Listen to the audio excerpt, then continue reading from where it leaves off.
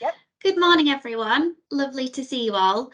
I'm just going to do a very brief round of introductions just for myself, Amy and Kaylin before we get started. But there's several other people that you'll meet as we progress through the project briefings today. But I'm Tanya Clark. I'm a Senior Evaluation Manager here at the Youth Endowment Fund, and I'm also the grant round lead for positive activities. We're really excited to be presenting the projects that we've got for this round to you today. And I'm going to hand over to Amy to introduce herself. Thanks, Tanya. Hi, everyone. Thanks so much for making the time today. I'm Amy Wells. I'm Head of Evaluation on YAF's Theme Grant Rounds, which is where the Positive Activities funding stream sits. Kaylin, I'll pass over to you. Thanks, Amy. Hi, I'm Kaylin. I work in the operations team. I am the Programme and Evaluation Officer, and I will be assisting the lovely evaluation team today on all things Q&A and just sharing and whatnot. So thanks. Back to Tanya. Thanks, Kaylin. And we have got our evaluation managers with us today, but they're going to introduce themselves in a few minutes when they come to present their projects. So I'm going to just get started with a couple of very kind of generic housekeeping and aims and objectives for today. So just to give you an overview of what you can expect from this morning's session, we're going to do a few things. Namely, I'm going to hand over to Amy in a second, who's going to give us a recap of the Youth Endowment Fund's mission and our approach to evaluation. I'm then going to provide a summary of the strategic aims for the Positive Activities grant round specifically, and things that are on our mind for these projects at a portfolio level. We'll then move on to each of the individual or traditional projects that we've got to present to you today. We've got 5. They'll each be presented by a different evaluation manager, so it won't be Tanya FM for you all morning. And at about 11:30, we're going to be moving into the second section of today, which is focusing on the 2 multi-site trials we are looking to commission as part of the grant round. To wrap us up, I'll be giving an overview of the commissioning timeline and next steps. I will do that for both sections, so if you're not staying on for the MST section, please don't worry, and we'll also follow up with all of this information, including today's slides and the recording, in our email to the panel on Friday. And of course, there'll be plenty of opportunities in between each of these sections and project briefings to answer any of your project-specific or more broader kind of evaluation questions. Just a couple of minor housekeeping things. You should have the ability to mute and unmute yourself. If I could just kindly ask everybody to stay on mute unless you've got a question or you're presenting, that'd be brilliant. You can raise your hand by all means. We'd love to hear from you at the end of each briefing, so please do feel free. And just to let you know, we are going to be recording today's session, so I hope that's okay with everyone. All right, so just a very brief overview of today's schedule. As you can see, we've got quite a bit to get through. So kind of, you can see there at 11:20, we will have a break between the traditional grant round projects before we move on to the multi-site trials. And of course, if you need to kind of step out for any reason, please feel free to do so. All right, so I'm going to hand over now to Amy.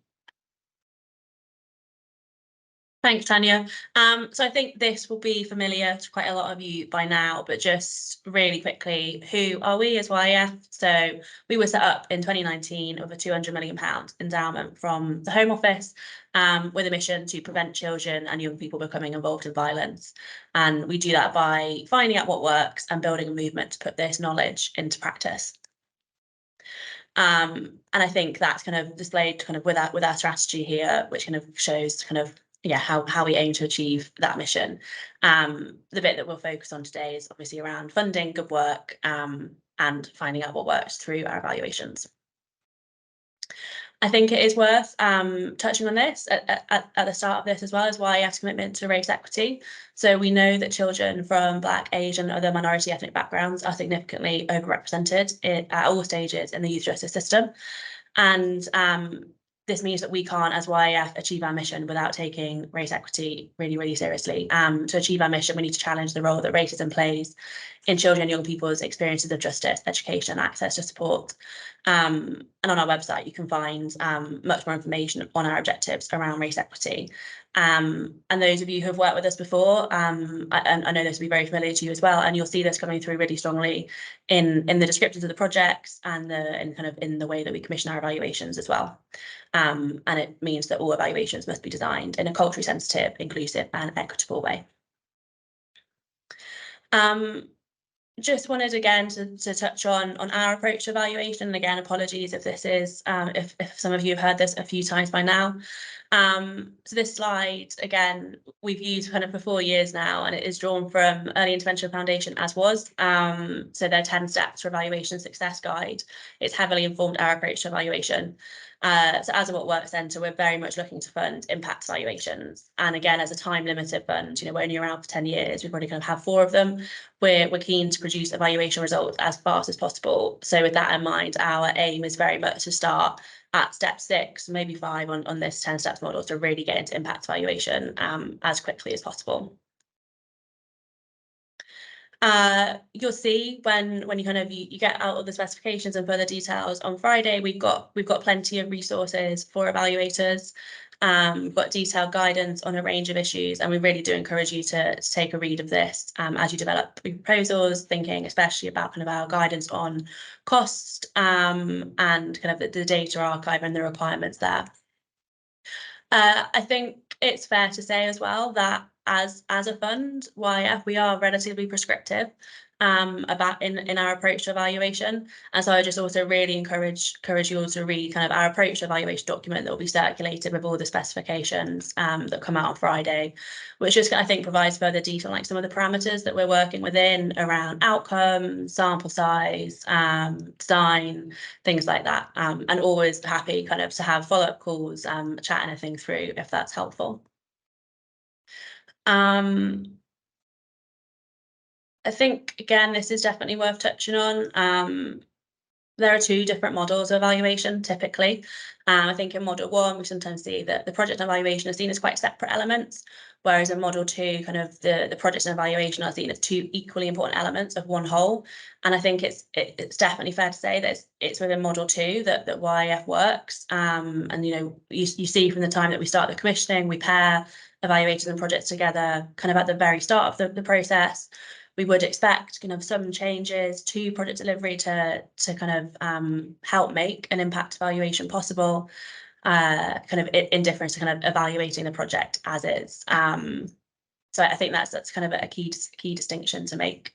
And I think as a result of this, a YF evaluation can look and feel a bit different to some other approaches.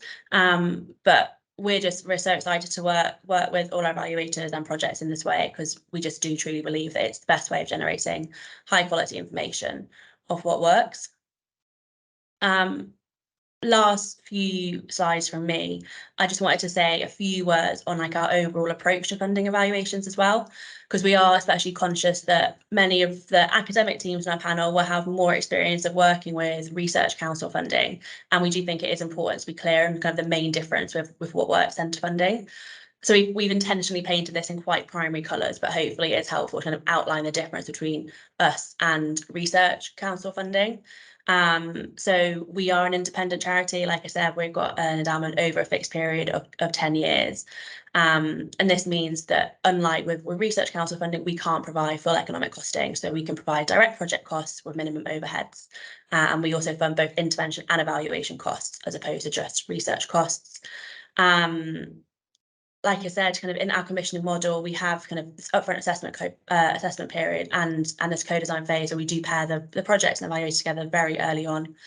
And both during co-design and into delivery, we as a funder are involved throughout the project. In part, like I said, we do have quite a prescriptive approach to evaluation, so I think that tracks the whole way through. And again, linked to that prescriptive approach, we do have plenty of guidance, which does determine quite a few methodological choices. We do have certain parameters that we and our evaluators need to work within. And we're constantly kind of balancing individual project learning with kind of portfolio-wide and fund level learning as well.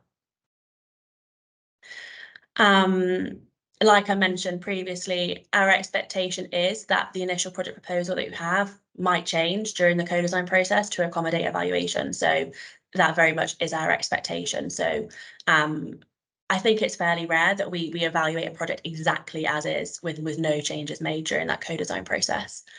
We have a commitment to to open science, so all our protocols are published in advance, trials are registered, statistical analysis plans are peer reviewed and published, and all our reports, regardless of findings, are published at the end of the evaluation alongside that protocol and SAP as well.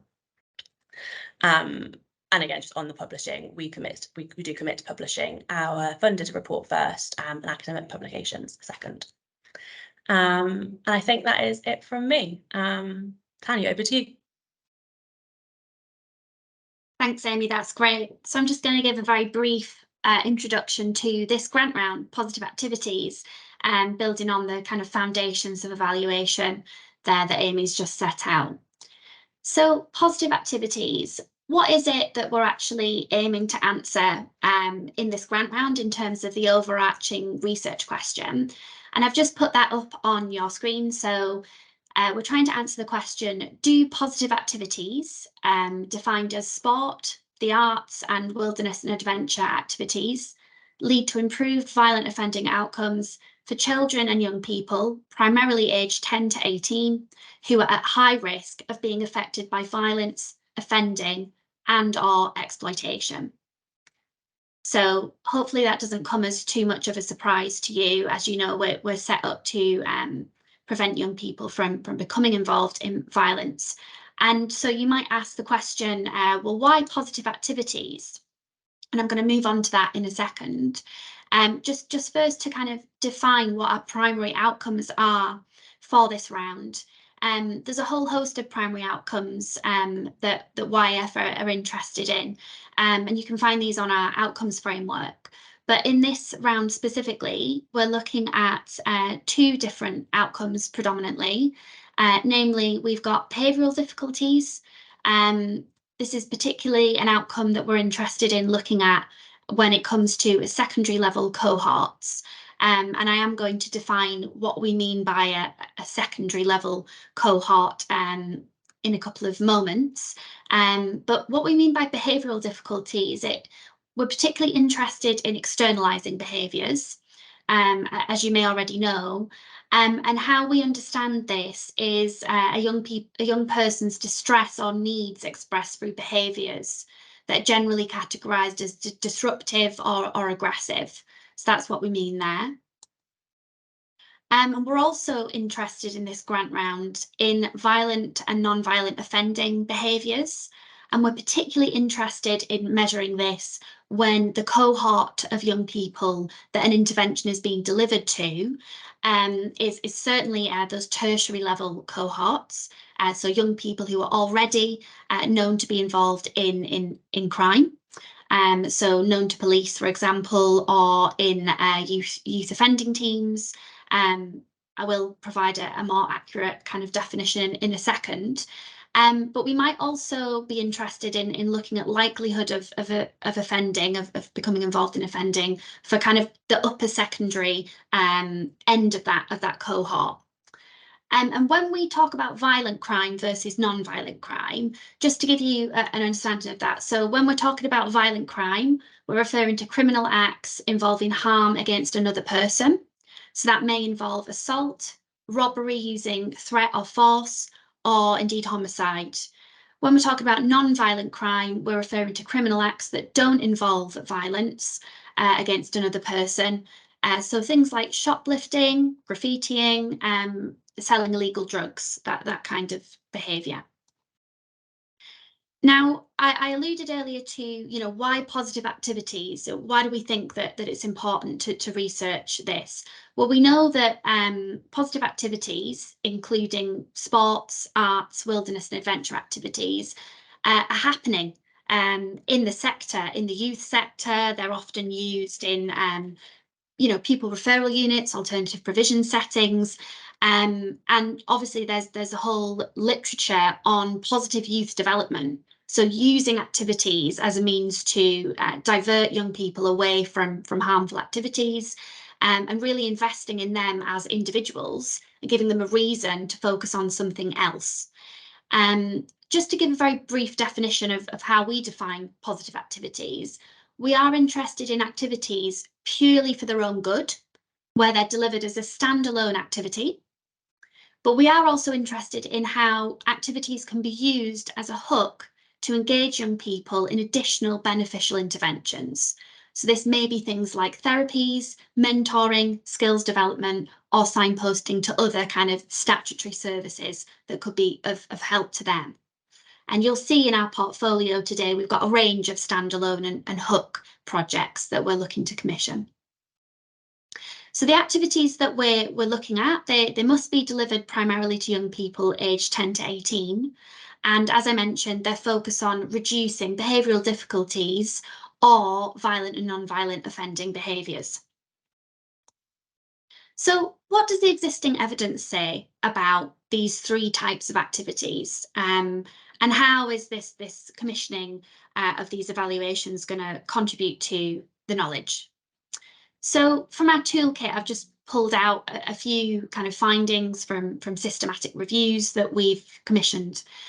And what you can see there is when it comes to sports, we believe there's the potential for engaging young people in sports to have a high impact on crime and violence, their involvement in crime and violence. When it comes to the arts, however, so the arts could include any kind of artistic activity that could include music making, creative writing. I'm just focusing on the ones that we are commissioning. And what we know about children and young people engaging in these activities is, in terms of their impact on behavioural difficulties and offending, is limited. So it's very inconclusive, the evidence. And we have got a systematic review that's due to be published soon on this, but there's simply not enough evidence collected through robust evaluations to give us any great confidence in that. So this is a gap that we are looking to fill through this grant round. When it comes to wilderness and adventure activities, our systematic review found that these have the potential to have an impact on crime and violence. However, we do believe that the impact may be low or moderate on reoffending, whereas on behavioural difficulties, we've evidence to believe this could have a high impact on behavioural difficulties. So just to give you an understanding of how we've wound up here.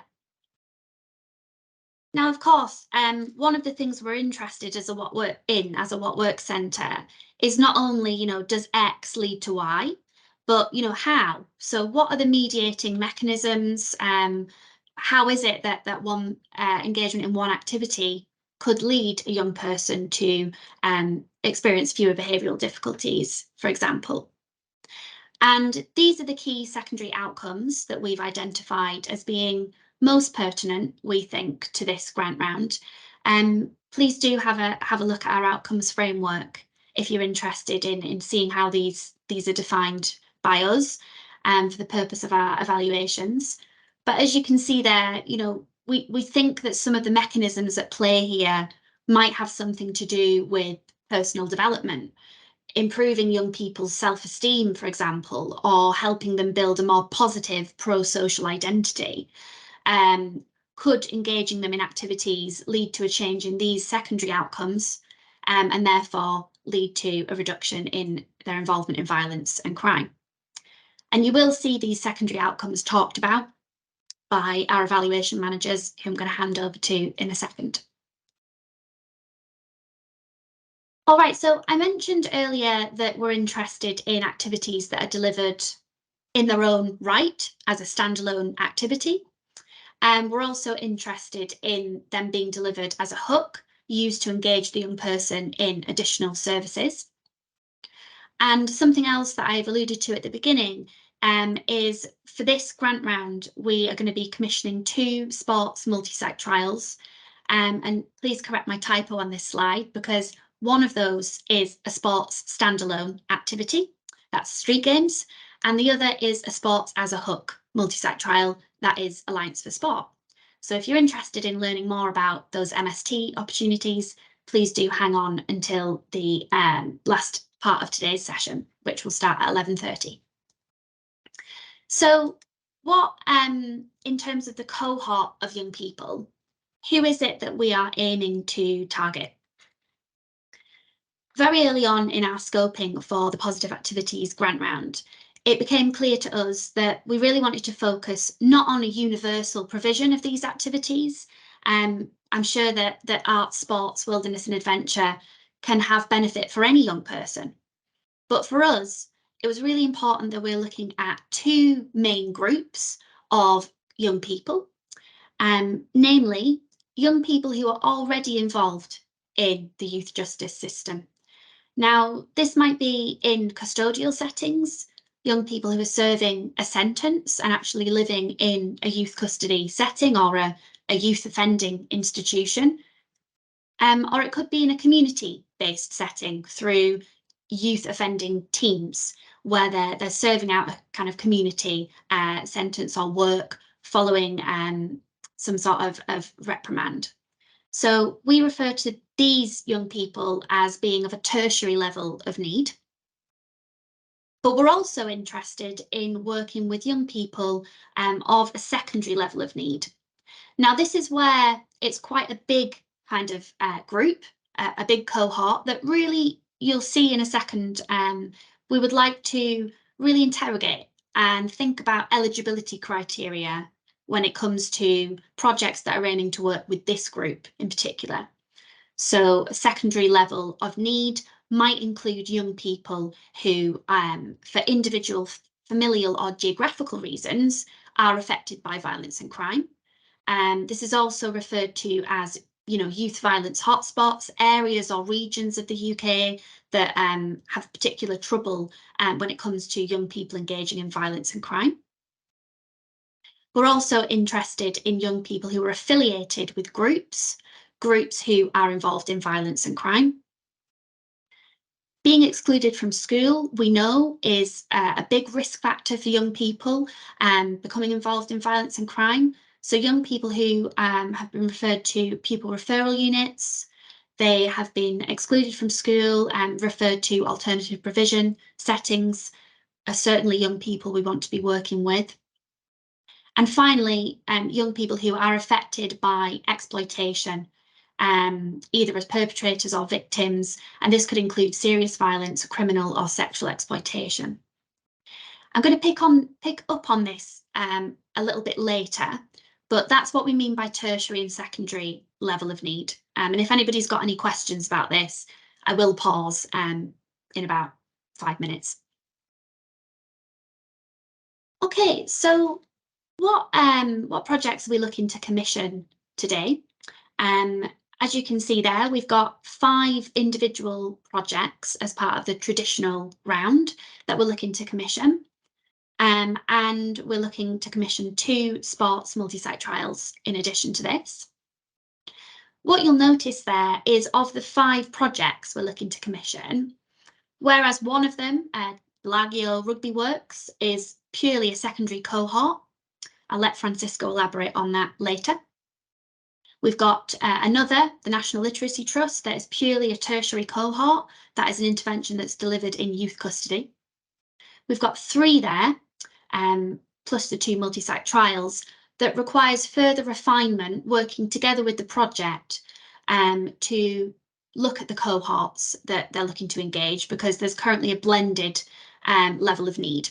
So we really need to make sure that these interventions are being delivered in a targeted way, that the eligibility criteria is picking out which of those characteristics on my previous slide are most pertinent to this intervention and the setting that they're aiming to deliver in. So that's something that we're really looking to you, the evaluator, to help the project refine during co-design. So I mentioned co-design, and it might be useful to just kind of zoom out and see where we are in relation to that. So what you can see here on the screen is, we've been through stage 1, which is where we had 138 applications. We shortlisted, longlisted, we interviewed, and now we're at the stage where we've had approval from our Grants and Evaluation Committee for all of the projects that we're pitching to you today. And this is where we enter, obviously, this competitive tender process and looking to commission. And prior to this, after this, we're going to be moving into our co-design period. So just to say a little bit about that, following the evaluator appointment, we will move on to then obviously appoint evaluators who will lead the project team through co-design to develop a final proposal. And through that final proposal, we will also expect the evaluator to help these projects refine their theories of change. All of these projects have a theory of change. Indeed, that was something that drew us to them as well-codified interventions that have potential for impact evaluation. But they do need help to refine those, particularly in relation to their secondary and primary outcomes. So that will be a key output of co-design, will be a refined theory of change. And if you feel that leading a theory of change process is not something that's currently within your in-house expertise, or perhaps the team that's hoping to pitch or submit an EOI, please feel free to draw on expertise from inside your organisation, from a different team. If you feel that there's somebody in your organisation who is particularly strong when it comes to theoretical, thinking through mechanisms for interventions. But this will be a key expectation for co-design. And other things to think about will include the measures and data collection points, obviously, as part of the evaluation design, but also thinking about business as usual and what a control group is going to look like for each intervention. So just to kind of summarise, in terms of the evaluator's role during co-design, and please accept my apologies if you're already well versed in the YEF's approach to co-design. But what we're looking for from evaluators is really the ability to take the lead and to listen to the project teams. Our style is not one to kind of dictate to project teams. As you saw in Amy's slides earlier, it's that indivisible whole. So you've got the project and the evaluation working collaboratively, productively, and as a team in co-design. But we would be expecting evaluators to help us question and probe and inquire, to ask the right questions to steer project teams towards an evaluation which is theoretically defensible, it makes sense, and it's aligned with YEF's strategic aims and our primary outcomes of behavioural difficulties or offending behaviours. I'm nearly done, so I'll open up the floor in a second for questions. But if you've got a question that you want to just pop in the Q&A chat as well, you should be able to just write a question, and Chanel's going to be keeping an eye on that. So if you've got a question, please do pop in there as well. Okay, this is just a final slide on co-design, just in terms of the timescales that we think we're going to be working to. Obviously, the purpose of co-design is for the project and evaluator teams to develop a clear joint project and evaluation proposal. That then gets submitted to our Grants and Evaluation Committee, our GECO, and we're looking to do that in late February 2024. Would you believe it? So next year, we're already looking ahead to 2024. And YEF will chair an introductory session to pair you up. But it will then be up to the appointed evaluator to lead that co-design period, and to refine the intervention. Where it says shared practice model, that should also say intervention, and theory of change as well. We'll be looking at that. And we provided some indicative timings there in terms of how many hours would we expect from these different phases during co-design. So the meetings and workshops with the evaluator being one thing, but then there's also going to be work in between those kind of formal workshops or meetings, and liaising via email, having catch-ups, and of course preparing and submitting the final proposal. So that's just an indication of how many hours we think will go into that. As for the co-design period, and the theory of change workshops, you can see that we're hoping theory of change would happen between the 6th and the 30th of November, with the co-design period taking place between the 11th of December and the 5th of February, roughly. So the question is, how will evaluators, sorry, let me just skip back a slide because I just want to underline, in case I've not underlined this already. I've not, but folks, I just wanted to kind of make clear because it's in a later slide. So evaluators will be remunerated for this work to the tune of £5,000. So that will be the payment for evaluators for the co-design and theory of change period inclusive. And the project teams will also be paid as well, and they'll be paid £4,000. Okay, at this stage, I would actually, if it's okay, Kaylee, can I just take any questions on the strategy for the round and the co-design period? Would anybody like to kind of raise their hand and ask a question? No problem if not. There's also the Q&A chat if anybody wants to ask anything. I think if no one wants to ask a question, we can move on to the next section. If anyone thinks of any questions in the meantime, welcome to pop it in chat or just raise your hand at any point, and then when the next Q&A section comes along, we'll call on you for that. But yeah, I think we'll keep going then. Oh, quick question from Jenny asking if the slides will be shared. I can confirm, yes, the recording and the slides will be shared from today's session. Thanks, Kaylin, that's great. All right, so just 2 final slides from me before we move on to our first project. So there are, across the portfolio for positive activities and the projects that we're looking to commission, some key considerations that I just wanted to kind of pull out. So these are consistent across all of the commissions. So just to give you an understanding, all of the projects that we're looking to commission are efficacy studies, which we deem as requiring internal pilots. Now, the purpose of the internal pilots is purely to understand, can individual level randomization, if that's the randomization method that is to be used, or any other form of randomization, can this be used? Can young people of the eligibility criteria agreed during co-design be recruited to the numbers that we need? Is the consenting in process working for the young people? Are there any tweaks that are required there? So we're essentially piloting the RCT method to make sure that it's fit for purpose. And we then would aim to go into the efficacy study. Now, some of the projects, as I mentioned, are proposing to deliver 2 blended cohorts. So this is where there's some young people who are already involved in crime and violence. They're already known to police. They may have received a caution or a warning. They may have even served a short sentence. And these young people are being proposed to be delivered to alongside young people of a secondary level of need, often of a high secondary level of need. So young people who are affiliated with groups, they're suspected but not confirmed to be involved in crime and violence. But clearly this blended cohort for some of our projects does require attention. So we are aware of that, and that's something that we would really appreciate seeing some evaluators' expertise on there.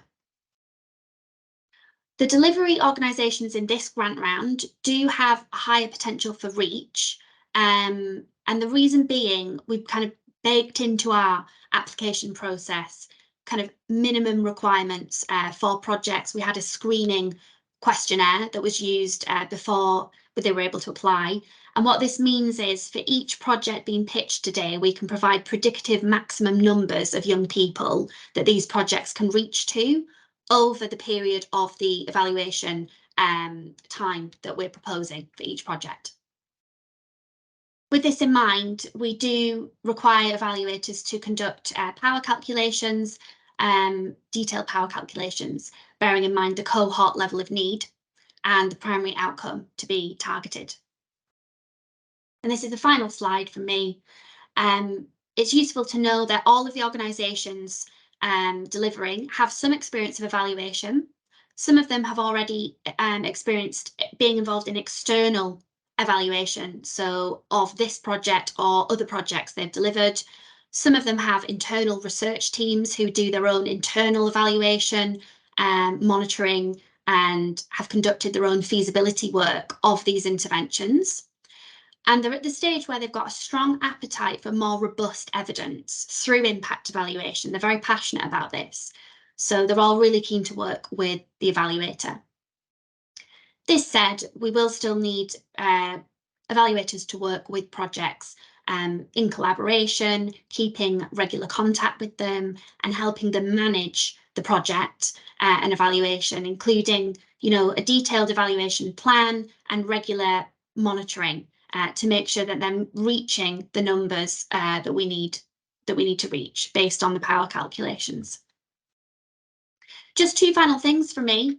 I just wanted to mention we do have a pool of YAF Race Equity Associates who we intend to draw on for some, but not all of the projects in this grant round, where we feel that race equity, particularly in the context of evaluation, may benefit from some additional expertise or lived experience, actually the combination of those two things. So these are associates, these are experts who have understanding of impact evaluation, and many of them have experience of crime and violence, particularly in relation to race equity issues. And as I mentioned earlier, we would welcome any other specialist support and expertise from your organisation that you feel could benefit your EOI or full proposal. All right, and with that, I'm done talking, and we're going to move on to the projects now. I'm just going to pause there and see if there are any questions on anything that Amy and I have mentioned so far.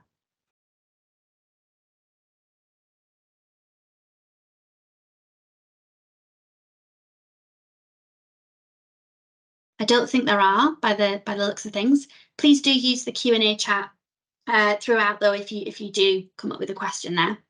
And we'll have questions after each of the project briefings as well. So without further ado, I'm going to hand over now to Chanel. Great, thanks, Tanya. And hi, everyone. I'm Chanel Hare, and I'm an evaluation manager. So I'm going to start off by discussing a project led by the Music Works. So this project is operating within alternative provision schools where children and young people cannot go to mainstream school, typically due to them being excluded. So the Music Works are proposing to deliver the Amplify program, which is a 9-month music making program delivered to groups of 6 to 8 young people for approximately 2 hours weekly, and this is led by a music mentor. So children and young people start off by creating self-development goals at the start of the program, and the curriculum of the program is underpinned by 3 principles of the self-determination theory: autonomy, competency, and relatedness. So autonomy is about offering young people control of the sessions and allowing them to determine what music to focus on. So this will include deciding which genre of music to create and creating their own lyrics. And relatedness is about providing young people with a sense of belonging, so there'll be opportunities to collaborate within the group and work with the music leaders assigned to them. And competence is about understanding what young people can achieve and really pushing them to work towards fulfilling that, which will help to support their self-esteem. So some young people in this program will work towards achieving an arts award, which is a GCSE equivalent. And most of the work will happen within groups, but there are opportunities for one-to-one support where necessary. And the target population for this program is children and young people aged 11 to 16 who are in alternative provision schools. The main research question that we're looking to address is, does engaging in a music program focused on improving autonomy, relatedness, and competence for children and young people aged 11 to 16 who are in alternative provision schooling reduce children and young people's behavioural problems? So we're expecting to commission an efficacy trial preceded with an internal pilot with an implementation and process evaluation at both stages. And like Tanya mentioned, we'd expect the internal pilot to be focused on assessing the feasibility of randomization and assessing if recruitment to the trial is sufficient. We think that in line with the theory of change, behavioural difficulties is the most appropriate primary outcome, and this should be measured using the YEF's core measure, the Strengths and Difficulties Questionnaire. So the project team have predicted that they can reach 1,440 children and young people over a 2-year period. And given that we're a time-limited fund focused on conducting evaluations within the shortest time possible, we propose that the evaluation is approximately 24 months, and this is inclusive of the reporting period. Race equity is something that needs strong consideration by the project team and the appointed evaluator. Minoritized ethnic groups of children have higher rates of exclusions, especially amongst Black, Caribbean, mixed heritage and Gypsy Roma children and young people. And the project team have predicted that approximately 40% of the cohort that they'll be reaching will be from minoritized ethnic backgrounds. So we're really keen to understand if the project's inclusive, accessible, and meeting the needs of minoritized children and young people. We're also very interested in understanding the experiences of different groups receiving the Amplify programme through the implementation and process evaluation, and we expect subgroup analysis to be conducted if the sample size allows. In terms of project-specific evaluation considerations, it will be really important to think through the eligibility criteria, taking into account the project team's proposed blended cohort. So children and young people will be at risk of offending, and a proportion of children and young people in alternative provision schools are already involved in offending. And the alternative provision schools are often in contact with the local police within the area to kind of monitor the children and young people's contact with the police. However, this is just for a subset of young people, so it's really important to consider the theory of change and whether the programme is tailored enough to deliver to a blended cohort and what this means for the evaluation. Given the nature of the programme and the project team's scale of delivery, it's also important to consider the design of the impact trial, including refining what business as usual is. As this is delivered within a school, we want to minimise any contamination and potential resentful demoralisation. So it's really important to think through the pros and cons of different designs. This programme is also delivered in line with the academic school year, so it will be important for evaluators to consider this when thinking through the timelines. And as part of bidding for this evaluation, evaluators should conduct power calculations, and this will be used to inform the scale of delivery needed for the programme. Currently, this music project operates in Gloucestershire, but they have a range of partners through the Music Hub network, which they've proposed to partner with to reach the 1,440 young people. It's possible that they can scale up further, but this will need to be discussed in co-design with the evaluator's steer of what sample size is needed. And given the setting, we think it's important to be mindful of attrition and how this can be managed in the context of the evaluation. There's a national agenda to reduce the length of time children and young people stay in alternative provision schools before returning to mainstream education. So it's important to think through the implications for the evaluation and any follow-up data collection. So in terms of what we're looking for from bidders, as we're proposing a randomized control trial, we'd be expecting bidders to have expertise in trial design.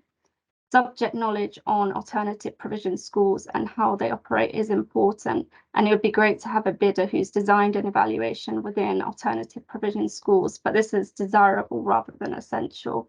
It's also important that bidders have prior experience of conducting evaluations with children and young people at risk of youth violence and/or children who have already offended. The Music Works has minimal experience of engaging with a trial, so we'd like the appointed evaluator to support them with understanding the process and really taking them on that evaluation journey. So that's the end of my presentation, and I'll open up the floor to any questions.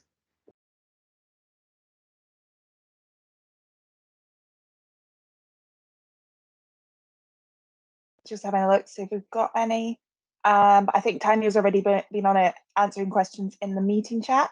But if anyone else has any other questions they'd like to ask, feel free. If not, we can head on to the next section. I'll just give 30 seconds to see if anyone wants to put something into the Q&A chat. But if not, we can keep going. Great, I think I'm handing over to Chad.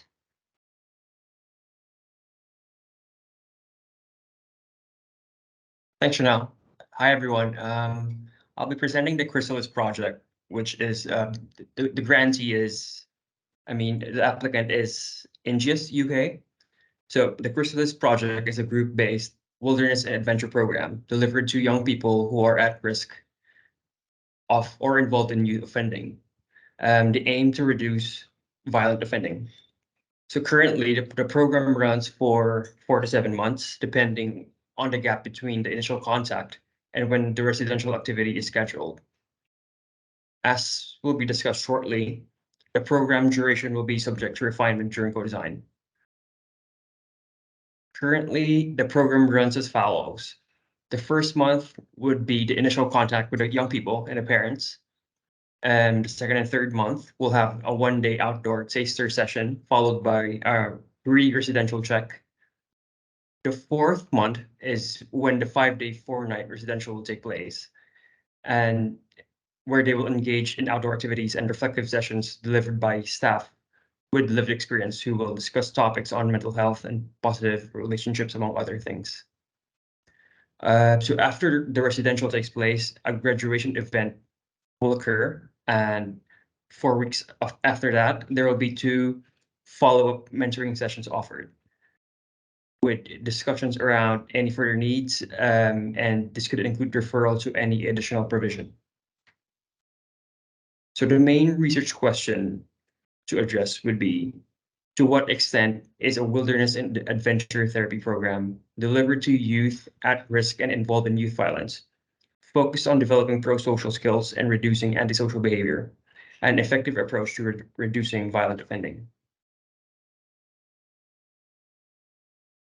So we expect this evaluation design to be an efficacy trial preceded by an internal pilot with an IPE integrated throughout.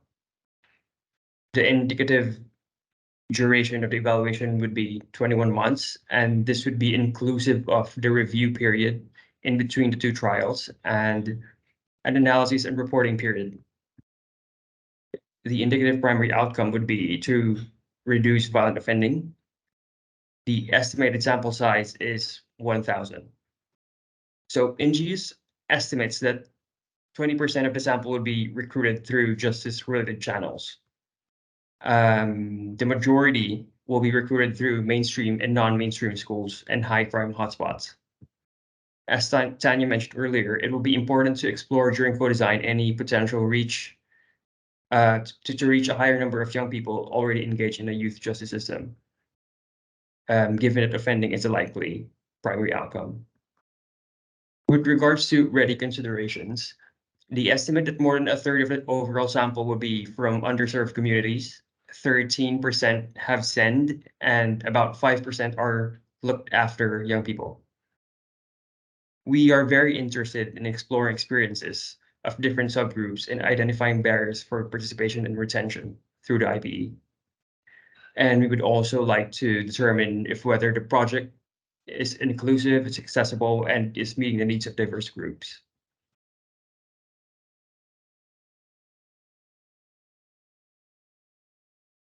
It's important to point out that the Chrysalis project is adapted from a universal program that Ingeus currently delivers in partnership with the National Citizen Service Trust, where they have engaged with more than 100,000 young people.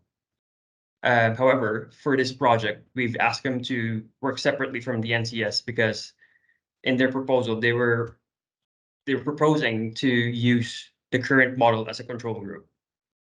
So that means that this program has yet to be delivered as a targeted intervention. And so one of the main criteria in the internal pilot would be if they are able to reach and retain their target population. So the main aims of during co-design would be to refine the referral pathways and eligibility criteria, including expanding the age range of the sample. There would need to be further refinement on the TOC and program characteristics, like the duration, the groupings, and the core activities. So for example, the post-program mentoring is offered as an adjunct activity, but current evidence suggests that it's a potentially important moderator. You would also need to identify the most appropriate type of control. And since this program is offered on a rolling basis, it's important to determine when baseline and endline measures will be collected. Related to this, another important aspect would be to develop the randomization strategy, since this is a blended cohort and it's a short-term treatment. So yeah, given the program duration and target level of need, and thinking about data collection time points, it's also important to consider if it's prudent to measure offending. And if it is, would follow-up be required, given that for this type of activity, synthesized evidence suggests that long-term effects aren't sustained for this type of program. I have to point out that NGIS has the capacity, the networks, and the channels, and the systems in place to reach and engage this cohort. They're quite a big organization, about 2,000 employees. They've also demonstrated in the interview that they would be flexible to work with the evaluator during co-design to develop the optimal evaluation and program design. I also need to underline that this is a great opportunity to fill the evidence gap for this type of activity, because a recent Campbell review identified 42 effectiveness studies globally. Only 9 were RCTs and only 2 were UK based, and the most recent one was like a decade ago. So what we're looking for from the bidders are those who have expertise in designing RCTs and implementing efficacy trials. They have subject expertise in outdoor activities or group-based interventions, and have experience working with organizations who have little experience in experimental designs. Yeah, so I'll open the floor now for some questions.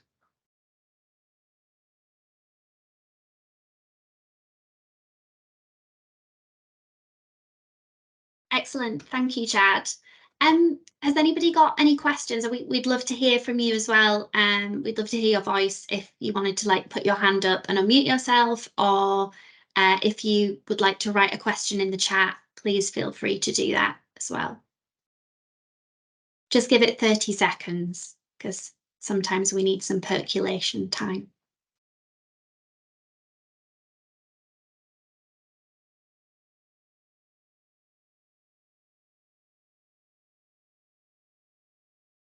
Doesn't look like we've got any. Tanya, I'll just take the second just to run over, just for the sake of this recording, because I don't think it'll save in the chat will save. Some of the questions we've received in chat that Tanya has very kindly answered already. We had someone ask when the first bid for this is due. And Tanya responded that the overview of timelines will be confirmed and shared later on. But presently, the EOI, the expression of interest, which is 750 words, is due on September 4th. More specifications will be shared with the panel this Friday, 4th of August, giving you a good month to get everything in. Following that, the full proposals will be due on the 4th of October for the evaluators shortlisted. So yeah, just thought I'd put that out in the recording in case anyone's watching this later on and doesn't see the message in the chat. But other than that, back to you, Tanya. Excellent, thanks so much, Kaylin. All right, I'm going to present next on Audio Active. Audio Active is it's called shift mentoring. That's what the intervention's called. And Audio Active themselves, they've been working at the intersection of music and youth justice for 24 years, so since 1999. And when they were originally established, it was run by musicians and youth workers, so really coming together there. And today, Audioactive, they're the largest commissioned violence reduction provider in Sussex. They work across 2 different counties, and within each of those counties, they've got 3 areas. So the 2 counties are Brighton and Hove and West Sussex. And most of their referrals come from PRUs, alternative provision, colleges, social services, youth offending services.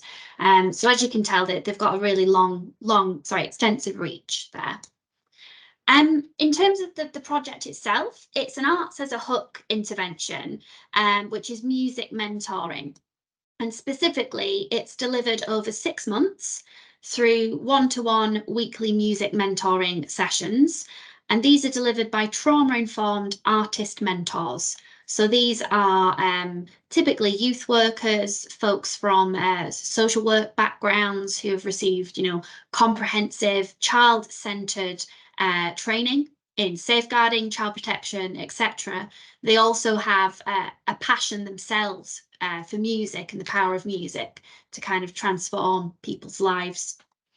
So the focus of the intervention is through music and kind of channeling young people's interests in music, different genres, aims for the 6-month programme, and this intensive mentoring throughout, is to improve their self-esteem, provide them with more of a reason to have this positive pro-social identity through music. And the aim is that through increasing these 2 things, there'll be a reduction in their likelihood of becoming involved or being involved in violence and crime. In terms of who they're delivering to, I can give you an idea. So their age range is between 11 and 17, but the kind of the median age is 14 years old. So it's somewhere in between. About 50% of the young people they work with are aged 13 to 14, whereas only about 5% are aged 17, just to give you a flavour there. These are young people who are both at a secondary and tertiary level of need, and I can elaborate on this a bit more for you. So these are young people who are either at risk of becoming involved in crime and violence, or they're already involved in crime and violence. And this is across 2 English counties in partnership with the local authorities in each of those counties. It's so Brighton and Hove and West Sussex, and there's 3 areas within each of the counties. So the idea is that the trusted adult mentor invests in the young person and their personal development journey. They take them on the journey through music to form this positive pro-social identity. And having gained the young person's trust, the mentors, they're then able to guide young people towards other positive activities. So these might be things to help with their personal development, probably the reasons why they were referred in the first place. So other activities in the past have included substance misuse, mental health and well-being workshops, or indeed counselling through referring them to social services. So this is how this hook mechanism is working at the moment. And I should just mention, in their interview, the local authority partners were present. They had a lot to say about shift mentoring and Audioactive, and they're fully on board with conducting an RCT. They're very passionate about increasing the evidence base to support shift mentoring because it's been delivered since 2018. They've conducted a lot of preliminary feasibility and mixed methods research. So they're really at the stage now where they're looking for more robust evidence of any impact. And so the evaluation would aim to answer the question, is using music mentoring as a hook to engage young people aged 10 to 17 at risk of or already involved in violence and crime, with the aim of helping them build a positive pro-social identity, an effective approach to reducing young people's engagement in violent and non-violent offending. So a little bit more about the type of evaluation. we have spoken to Audioactive and the local authority partners about using individual level randomisation, which they're fully on board with. We've already had discussions about what the business as usual control group offering would look like. And since this is such a tight partnership, the local authority partners have already thought about, what statutory services are already available for young people if they weren't to receive shift mentoring. So we've already had some preliminary thinking through about this. It would be an efficacy RCT with an integrated internal pilot, as with all of our projects in this grant round. And we would be aiming to reduce violent and non-violent offending. Now, whether offending is measured using administrative data from, for example, regional police forces or nationally via the Police National Database held by the Ministry of Justice is to be confirmed. We may also explore using a self-report measure of offending if the evaluator deems that to be more suitable. But what we really need to understand is the blended nature of the cohort in respect to whether self-report or administrative data is more appropriate. So in terms of how many young people they can reach, they estimate about 1,270. This is based on the numbers they're already delivering to. Indicative length of an evaluation, we think about 24 months. That would be inclusive of the internal pilot. Just to kind of give an understanding of the race, equity, inclusion and diversity considerations for shift, a couple of things to draw out here. So Audioactive do have a high proportion of senior leadership team. So this is trustees, senior leaders, senior managers in Audioactive who identify as being from a Black, Asian or minoritized ethnic background. And they're serving over a third, nearly a third, 39% of young people who engage in shift have identified themselves as being from a Black, Asian or minoritized ethnic background. Quite an interesting gender split here. So about 20% of the young people identify as female, with 1% identifying as either non-binary or transgender. So as you can see, we've got a high proportion of male participants.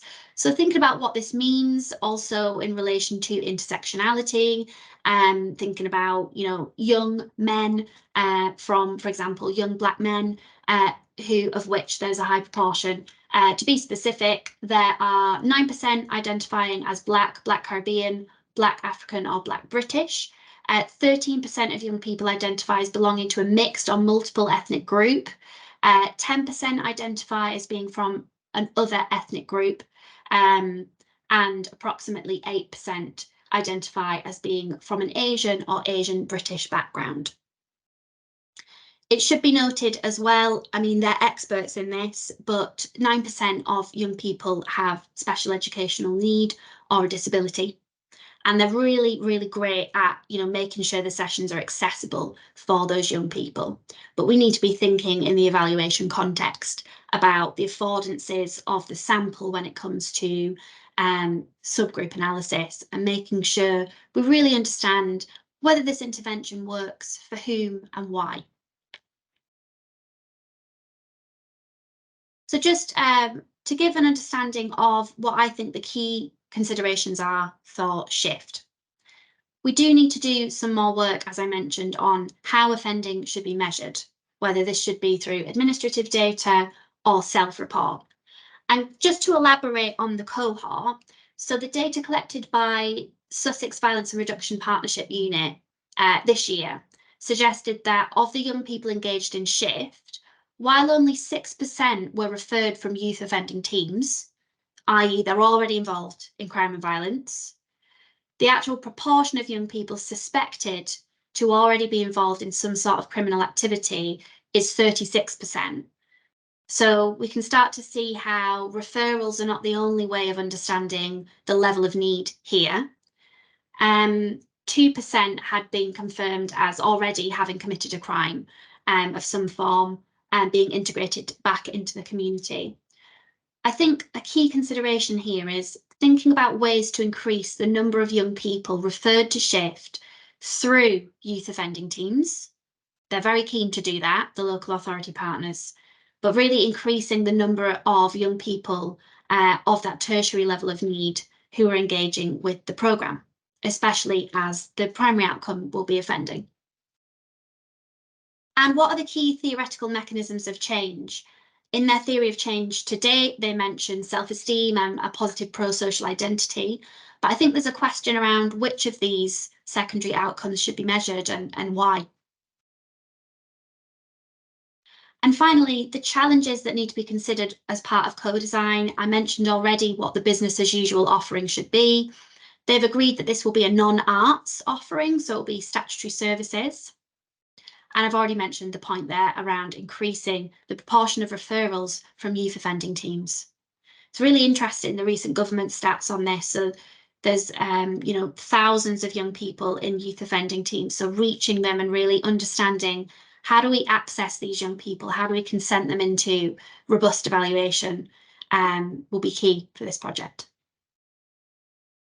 So just to conclude, what are we looking for from bidders for this one?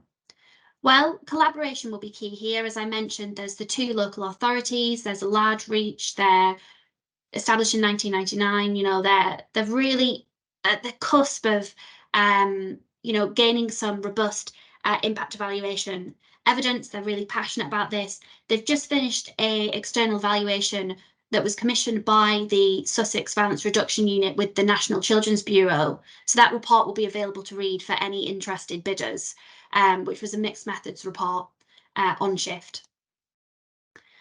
We're looking for evaluators who have experience or interest in how to engage these young people who are already involved in the criminal justice system, how to frame an RCT, how to engage them in an evaluation of this nature. And finally, a willingness to measure offending and to work with local authorities and explore with local police forces how to link to administrative records. That will be key. And I'll open the floor to any questions. I don't know if anybody... great, Umar. Please unmute yourself and ask a question. Hi there. Hi. The question I have is actually relates to 2 of the, but maybe 2 of them for sure that we've heard about so far. I'm interested in the proportion of people with special educational needs, because I think on average in England, the prevalence is around 16-17%-ish. But in the last 2 interventions that you've talked about, the proportion of children accessing those interventions, I think one of them was about 18 and one of them was about 13. I think you'd expect more people with special educational needs to be involved in youth justice. That's what the evidence suggests. So I wondered whether we know why fewer of that population is being part of these interventions. This is such an excellent question, and I think one that we need to tease out during co-design. I agree, we would expect to see higher proportions. I can speak for Audioactive, is the evidence I presented, that was from 1 year of delivery, so it was from this year of delivery. So it might be that cumulatively the percentage is different. But something that would be on my mind, and it sounds like it's on your mind as well, Emma, would be, how do we ensure that the sample is representative of the national picture? And if it's not, why not? So that would be like an IPE question. We would really welcome any bidder to consider. Yeah, I don't know if you've got any further thoughts on that you wanted to share. No, I mean, part of it could just be because special education needs and disabilities includes people with profound disabilities that might not be able to engage with this. But actually, if you've got profound disabilities, you're probably not going to engage in crime because your functioning in life might be severely limited. So I'm not quite sure why this might be, but yeah, it'd be interesting to find out. Absolutely. Did you say you had another question as well, Iman? No, that was it. Okay, great. Well, great to hear from you. And anybody else? Did anybody else want to ask a question on any of the projects you've heard from so far? We have in the interim had a question from Sophie asking Chad whereabouts the Chrysalis project is based. So again, just in the interest of everything being captured in the recording, Chad responded that the residential will take place across 11 Inspire learning sites in the UK. For example, this includes Snowdome National Walks Water Sports Centre. So thank you so much, Chad, for answering that, and thank you, Sophie, for your question. And then I'll hand it back over to Tanya. Thanks, Kaylin. That's great. I think I might hand over to Francisco now then. Let's do it. Yeah, hi. Good morning. Well, I am Francisco Cueto. I'm part of YF2. So I'm going to present right now the project that have Dalaglio Rugby Words that is called Rugby Words. So basically, this is like a spur as a hook. The intervention consists of 9 months combining group session with one-to-one mentoring and coaching activities, really. This intervention takes place twice a week, consisting of 5 hours during the school day and 3 hours of after school provision. Also, they have like an app that is called Player Profile, where the young people can put some goal from themselves and try to reach it over all the program. And the delivery team is going to support the young people to try to reach these goals. So they can elaborate a specific plan about what goals they want to reach. Also, in that way, Talaglio tried to connect these young people to the market, to the labor market, really. But and how they do this kind of thing is like they develop some kind of activities when they invite like a so enterprise, and after that try to match the enterprise with the young people, like just showing what they can find in the marketplace, in the labor market. Sorry. Basically, the target population is young people aged 11 to 16 at risk involvement in youth offending, possible already involved in youth justice system. We mention possible because when we talk with the Laglio, it's like they don't cross the information that they have with police records. So in some cases, maybe they could be involved some people for tertiary level that are receiving this specific intervention, but they don't know about who is secondary or tertiary. They have like contact with 20 local authorities, 6 on Wales, 14 on England. The main research question that they try to address, or we want to address for this intervention really, is using rugby as a hook to engage children and young people aged 11 to 16 years old at high risk of experience crime and are violent as a perpetrator or victim and or already involved in a criminal justice system, and effective intervention to improve behavioral difficulties. Behavioral difficulties is going to be the primary outcome, something that we recommend. As mentioned before, for example, Chanel used the ATQ to try to do that. And as mentioned Tanya before, you can try to look the outcome framework to try to have like a you can try to review all the outcomes that YF have. The type of intervention is an integrated efficacy with internal pilot implementation and process evaluation. As we know, also in this part of impact evaluation, efficacy study, and all that things, one of the recommendations and one of the critics also that have like this kind of literature is like usually focusing outcomes that is long-term outcomes and all that kind of things. So in that way, the implementation and process evaluation give us the information to try to tell the storytelling that we want to know about how the intervention is changing, specifically the outcomes. And we know that in some cases, for sure, try to measure short-term, medium, and long-term outcomes could be like have more, we require more budget for do all that kind of things for sure. So in that way, the IP is really, really important for us. Sample size consideration that we want to have in mind is we estimate 800 children and young people required for self-reported measure. For sure, you are going to do the power calculation, as Tanya mentioned before, depending also in the kind of RCT that you are going to develop or the proposal that you are going to do. In this case, the indicative length of evaluation is 15 months, internal pilot plus efficacy study. As I mentioned before, the intervention is 9 months. But also we consider that maybe we can try to measure like a little bit longer effects. And for that reason, we consider like a 15 months. But for sure, you are going to, with your expertise and all of that, you are going to give the proper length of duration of the evaluation, really. But we want to discuss about it for sure. Racial equity, diversity, and inclusion considerations. 60% of the Asian people is being eligible for free school meals. 32% identifying as being from a Black, Asian, or minoritized ethnic background. 20% of the children and young people have SEN.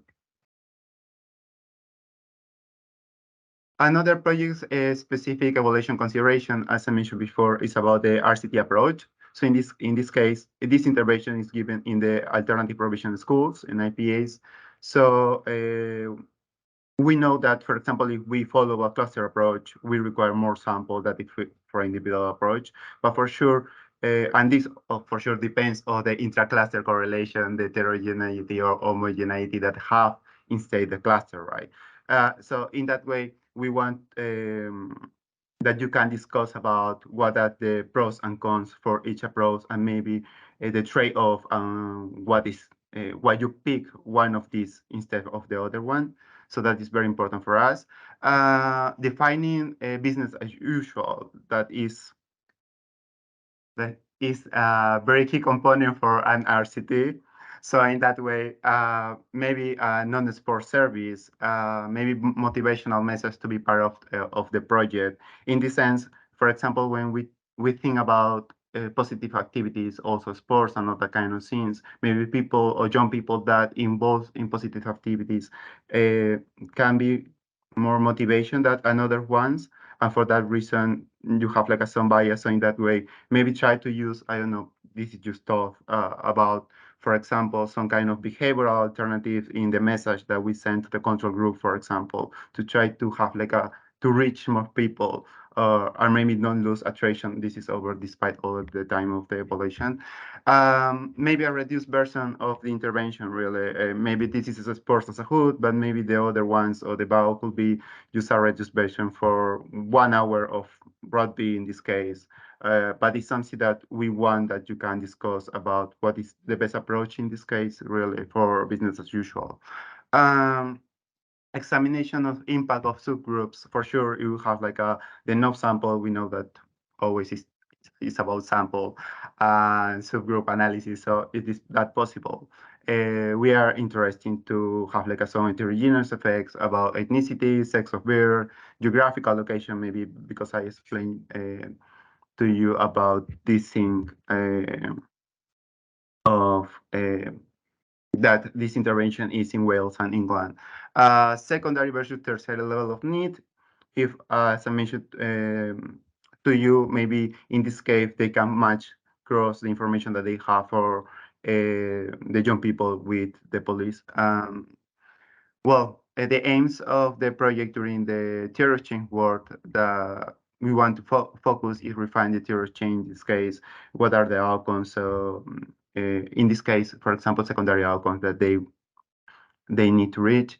Identify ways to scale up the delivery, really about to get the numbers, about if this is going to be a good intervention to scale up for also another kind of geographical areas and that things. Challenge that need to be considered as part of the co-design is the root B at words need to be support in understanding the procedure of conducting an RCT. They until now have like some reports, annual reports, really about the enrollment that they have for young people at the delivery of the intervention, and they have like some external evaluation too. But in this case, never of this approach follow like some methodology to try to measure causal effects. So for that reason, they're going to need like more support to try to understand these kind of things. Finally, what are we looking for you really is like expertise in RCT, in pilot plus efficacy studies, prior experience on evaluating sport intervention could be a plus really. And for sure, experience in collaborating with organizations with leader prior experience in experimental design evaluation or evaluation. So it's just that from my side. Let me know if you have like some question.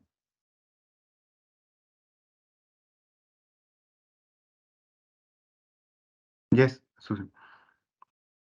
Thank you. I was just wondering how recruitment is currently in operation, whether it's on a rolling basis, and obviously if that evaluation timeline is around 15 months, but they're working with young people for 9 months, is it the plan that they would work with that 800 young people all at once? Do you have any idea of whether there's been any conversations around that so far? Is that something to work out in the co-design phase? Thank you.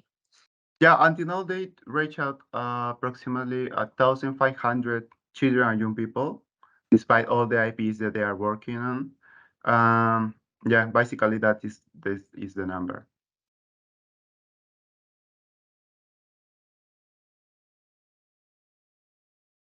Yeah. Thank you so much for that question, Susie. Does anyone else have any other questions for Francisco?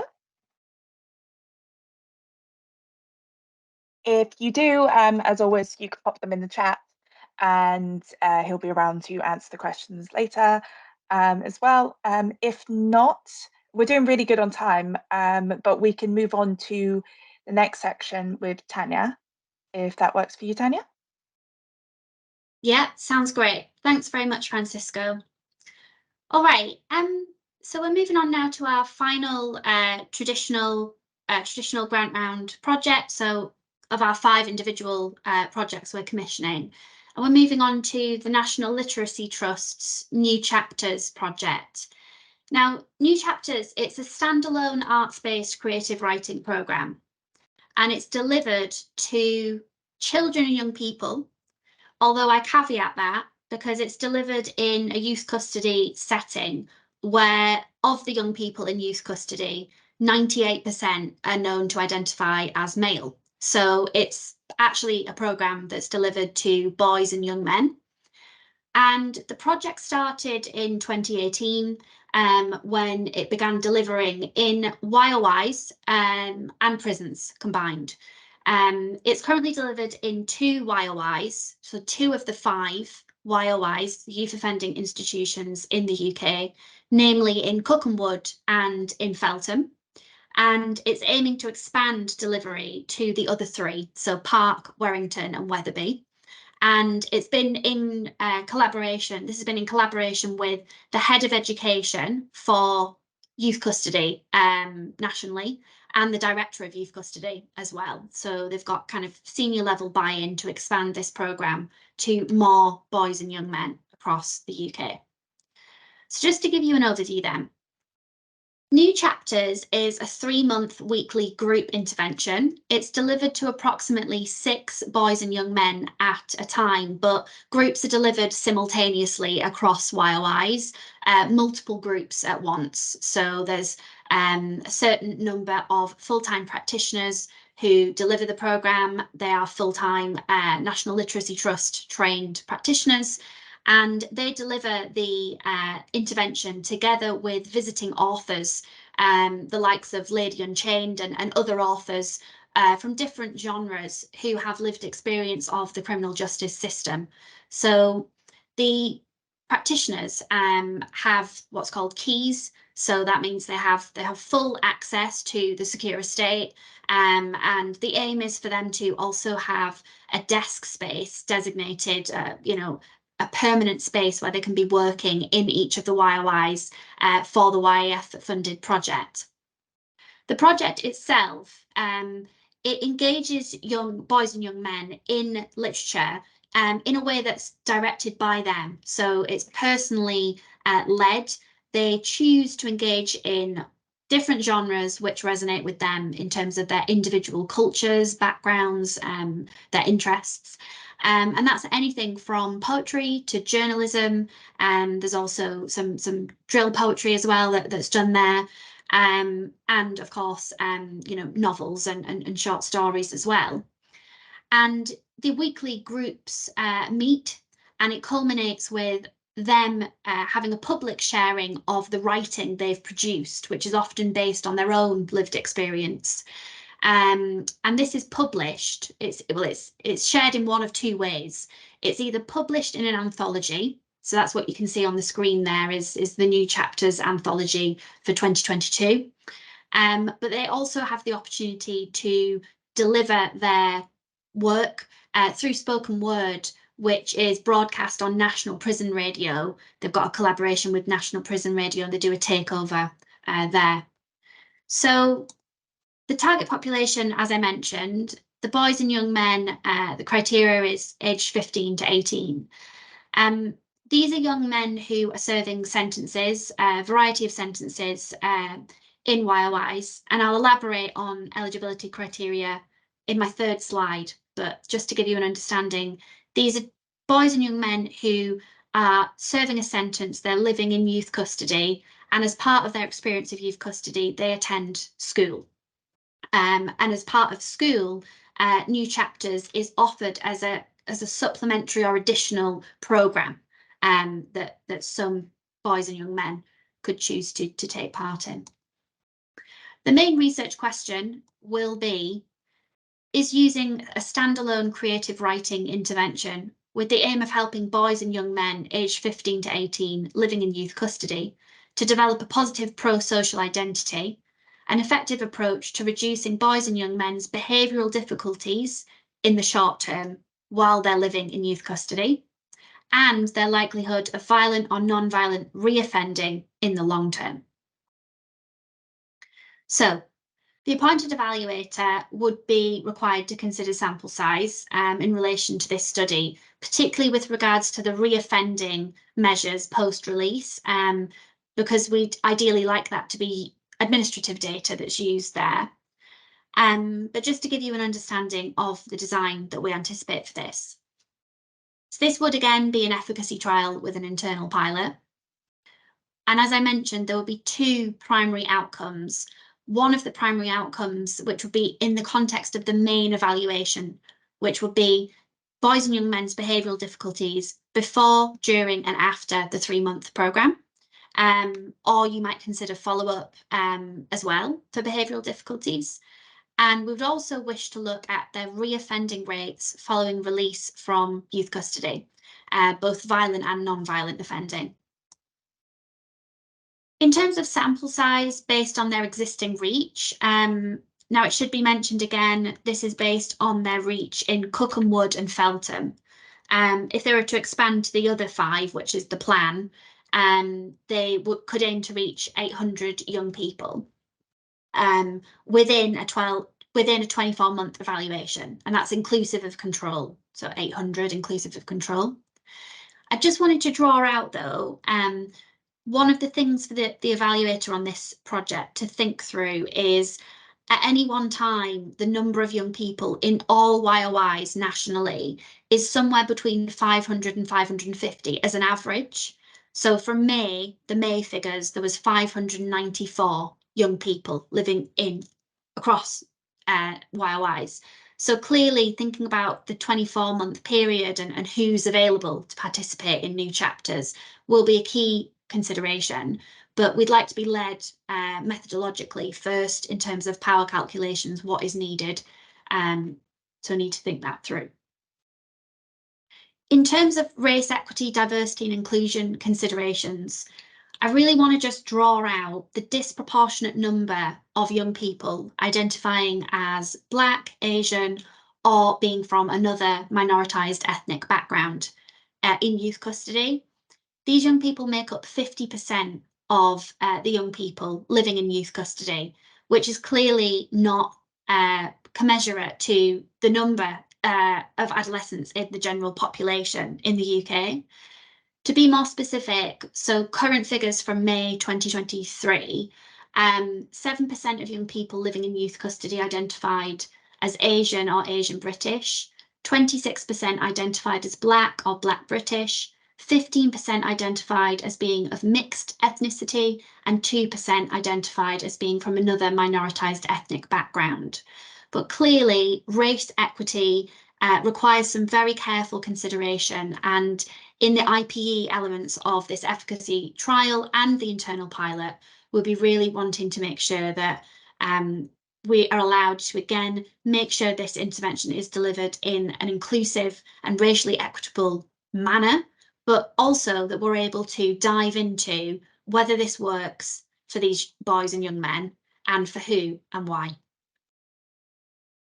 Now, new chapters have been hard at work to ensure that the intervention is suited to the diversity of young people's interests, cultures, and social backgrounds, as I mentioned earlier, in terms of genres, the authors who visit, and the practitioners' backgrounds as well, who have lived experience of the criminal justice system. I also wanted to draw out, because obviously this intervention is being delivered in a youth custody classroom and library setting. And education, the educational experience of these boys and young men, bearing in mind nearly 9 out of 10 children in youth custody have been excluded from school, we really need to think about this in terms of what this new chapters intervention affords these boys and young men. It's not a traditional curriculum that's delivered like, can they read and write? It's using lived experience and creativity to engage them in literacy. So this is a key consideration that NLT are really hot on. So, all right then, just to summarise specific evaluation considerations.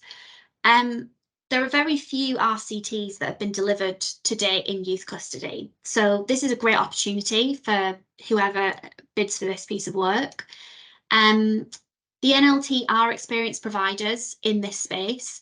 They have senior buy-in from, as I said, the director and head of education for youth custody at a national level, and that has been, something that has been brokered, that relationship, and that includes these 3 additional YLYs they're aiming to deliver to. So they've already set up conversations there and set wheels in motion for implementing in those settings. They're ready to go. There's a question around which measures are most suitable for children and young people living in prison. This is the first evaluation in youth custody that the YIF are commissioning. So we're looking forward to working with the evaluator to think about which self-report measures are most appropriate.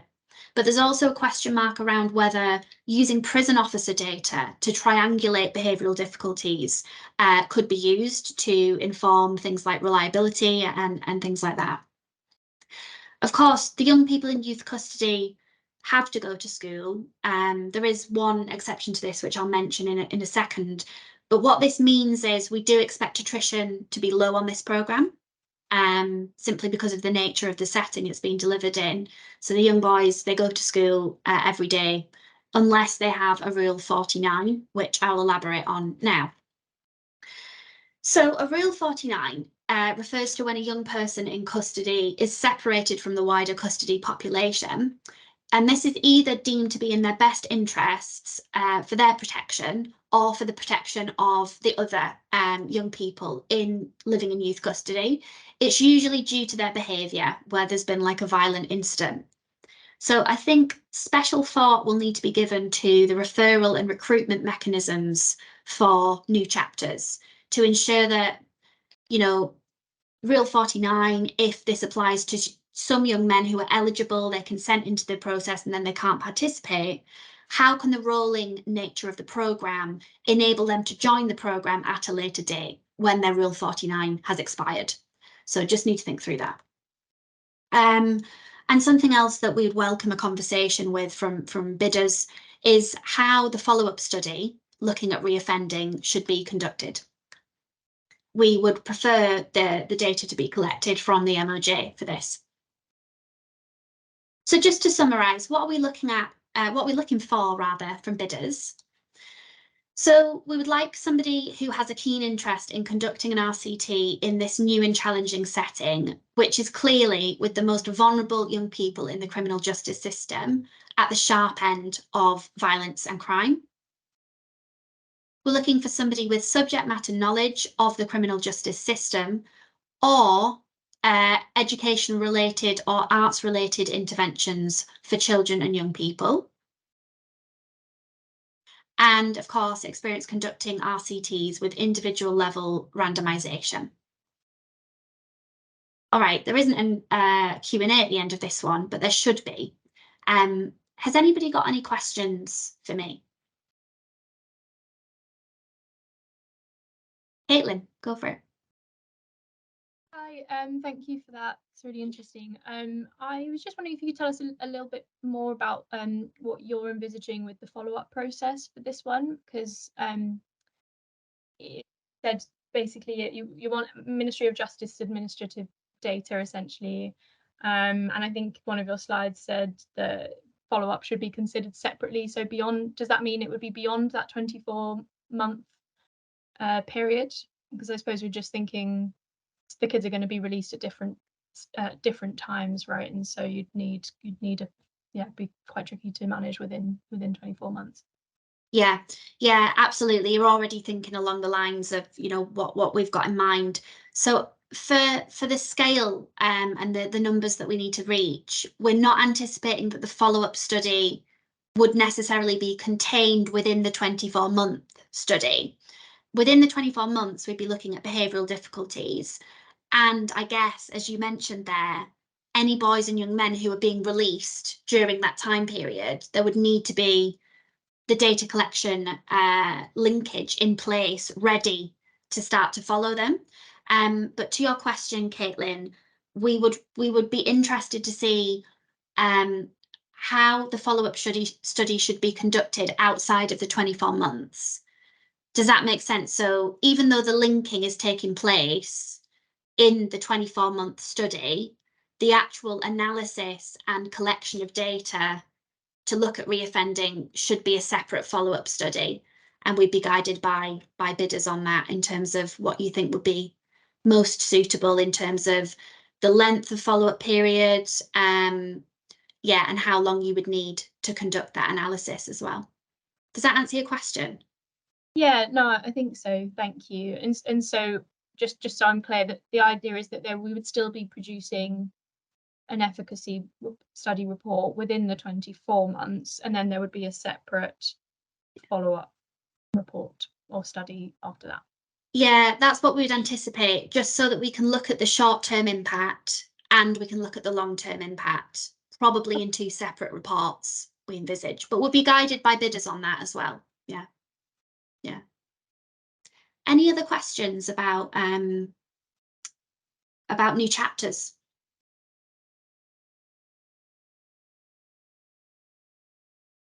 We'll just give it 10 more seconds in case there are any questions, and then I'll just move on to wrap us up for this part of the morning. Okay, all right then. So, thank you to, was it Katie or Kate? Sorry, Kate, who already asked this question. But what are the next steps in our commissioning process for Grant Round 5? Here's our timeline. This will also be shared with you on Friday, but we're here on the 2nd of August having our workshop. And on Friday, the 4th of August this week, we will put a call out for EOIs. This will include all the materials from today, including the slides and recording. It will include all of the specifications, evaluation specifications for all 7 of these projects, including the multi-site trials. And it will also include other documents and guidance, such as budget guidance and other evaluation considerations.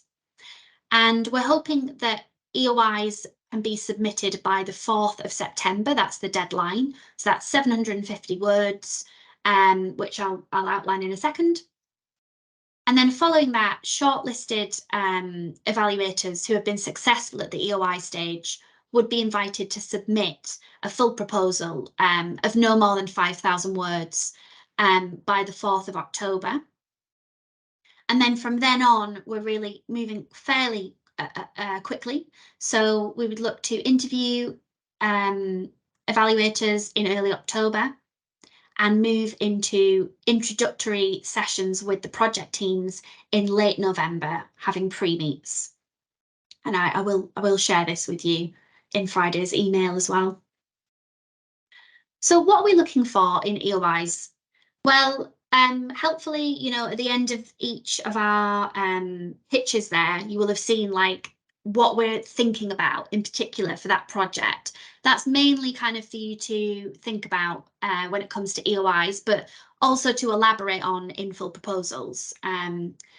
But more generally, we're looking to be reassured that your team has the knowledge and experience needed for this particular project, that you've considered the methodological implications for this particular project, and that you've made some mention of your approach to GDPR compliance and data protection. And we would discourage evaluators from submitting lots of EOIs that are very similar.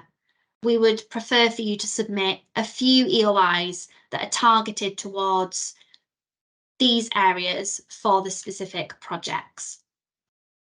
So please be focused and selective in the projects you choose to bid for. Apply for the evaluations that align most closely with your expertise and experience, and do make the EOI solely focused on that project. What we don't want is a detailed history of your organisation, because we know you're fantastic. That's why you're already on our panel. So that's not exactly what we're looking for. We already know you're great. So at full proposal, we would then invite shortlisted evaluators to invite a full proposal of 5,000 words, and this is to be submitted by October 4th. In here, we're looking at more depth. We're looking at your capability and the relevant experience of your core project team. And this is where we'll be thinking in more depth about, can you deliver this evaluation? We want you to consider methodology. So, for example, Francisco highlighted there for Delalio, should it be individual level randomization, or should it be a cluster RCT, and why, and what are the implications of that? So it's those kind of, you know, methodological features of an evaluation that we'd want to see from you, using your judgment and applying your critical expertise. We'll also be looking in depth at the considerations of race, equity, diversity and inclusion. We've already had a conversation about this today with regards to disabilities and SEND. So thanks to Umar for that, but we'll be thinking about that again. And we'll also be looking at value for money. Obviously, we mentioned we are a time-limited fund. We also have limited budget. So we're wanting to see that you deliver good value for money. So this full proposal section, it will happen after we've scored the EOIs, where we'll invite about 2 to 3 evaluators per project to submit one of these proposals. And as I mentioned, sorry, skipping forward there. As I mentioned, the co-design payment approach, well, when we move to co-design, if you're successful, you will be paired for that. You'll be working closely with the project team, etc. I'm not going to re-go over this, but just to very briefly mention about budget. So obviously, expenditure for us, we're looking that it's proportionate to the aims and objectives of the evaluation. That it is consistent with the fact that we are a charitable status. As Amy mentioned earlier, we're not a research council. But please do budget for direct costs, including staff allocation, trouble and subsidence, equipment and the administration of measures and the legal rights to measures as well. And of course, indirect and overhead costs. And I should mention, we will send budget guidance on Friday with the evaluation specifications. Okay, that is the end of this section this morning. If you've got any questions at all that haven't been answered in the chat, maybe I'll just get Kaylin to check we've not missed anything for us before we take a break. Yeah. Yeah, we do have one new question that's just come in from Lawrence, which is a really, really good question. If the final proposal is likely to involve partners or a consortium, is it fine for this not to be in place for the EOI stage? A really good question, thank you. Yeah, and Lawrence, as we alluded to earlier, we're keen for you to bring in any external expertise, so great that you're thinking about this. My preference would be that if there's somebody that you're hoping to draw upon for a specific subject matter knowledge, could you allude to this at least in the EOI, just so we've got an idea of, yeah, as I said, like your expertise, your skill set, and where is this going to be coming from, just so that 50% of our assessment is going to be looking at that. So if you could allude to it, that would be great. And then at the full proposal stage, that's when we would expect to see what is this person going to be doing exactly, what expertise will they be bringing, and elaborating on that in the space of 5,000 words. So yeah, I hope that answers your question. Just highlighting it or underlining it in the EOI should be sufficient. Yeah. Thank you so much, Lawrence, for the question, and thank you, Tanya, for answering that. So if I'll give us 20 more seconds for you to put in your last few questions. After this section, we will be taking a break before we return at 11:30 to discuss the MSTs, the multi-site trials, and the projects there. So Tanya will be leading that introduction to the MSTs. So if no one has any more questions, obviously you can send in questions during the break, and afterwards, then I think we'll just take a short break of just under 15 minutes and return at 11:30 to, oh, I've got Tanya jumping in there. Go ahead, Tanya. No, I agree with you, Kaylin. We should take a break. I just remembered, if you prefer not to speak today or but you do have a question, please do email our central evaluation inbox. That will be monitored and we'll get back to you. Equally, if you'd like to kind of set up a call to find out more about a particular project, that's also possible. So just wanted to mention that. Thank you so much, Tanya. I'm popping the email address for our annual evaluation inbox into the chat now. For people watching it after this, it is evaluation@youthendowmentfund.org.uk. I'm sure you can find it on the website as well. But yeah, so yeah, I think we'll go ahead and take that break now, and we'll return at 11:30. So hopefully see most, if not all of you there then. So thank you very much. Thanks, everyone.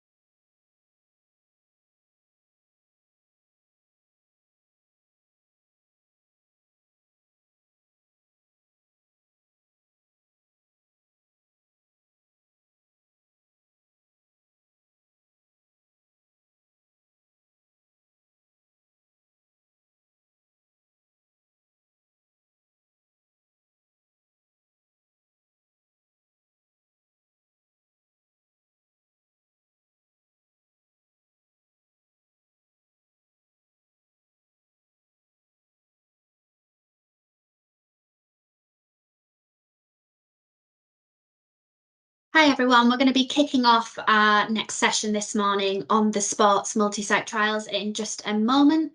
We'll just give it a minute, maybe a little bit less than that, just to see if there's any additional attendees who are going to be joining us. Can see at least one there.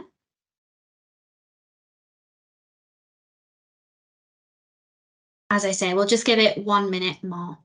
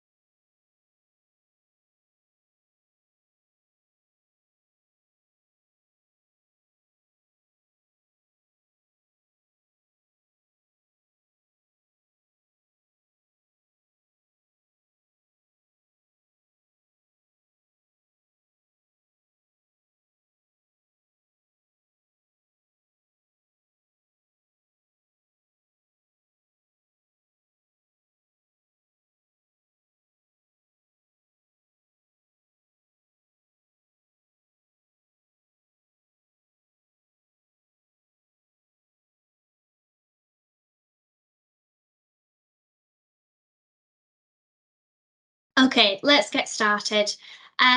Just to do a very brief round of introductions for anybody who is joining us. I'm just going to whiz round the room. I think Kaylin is there as well. I'll get her to unmute in a second.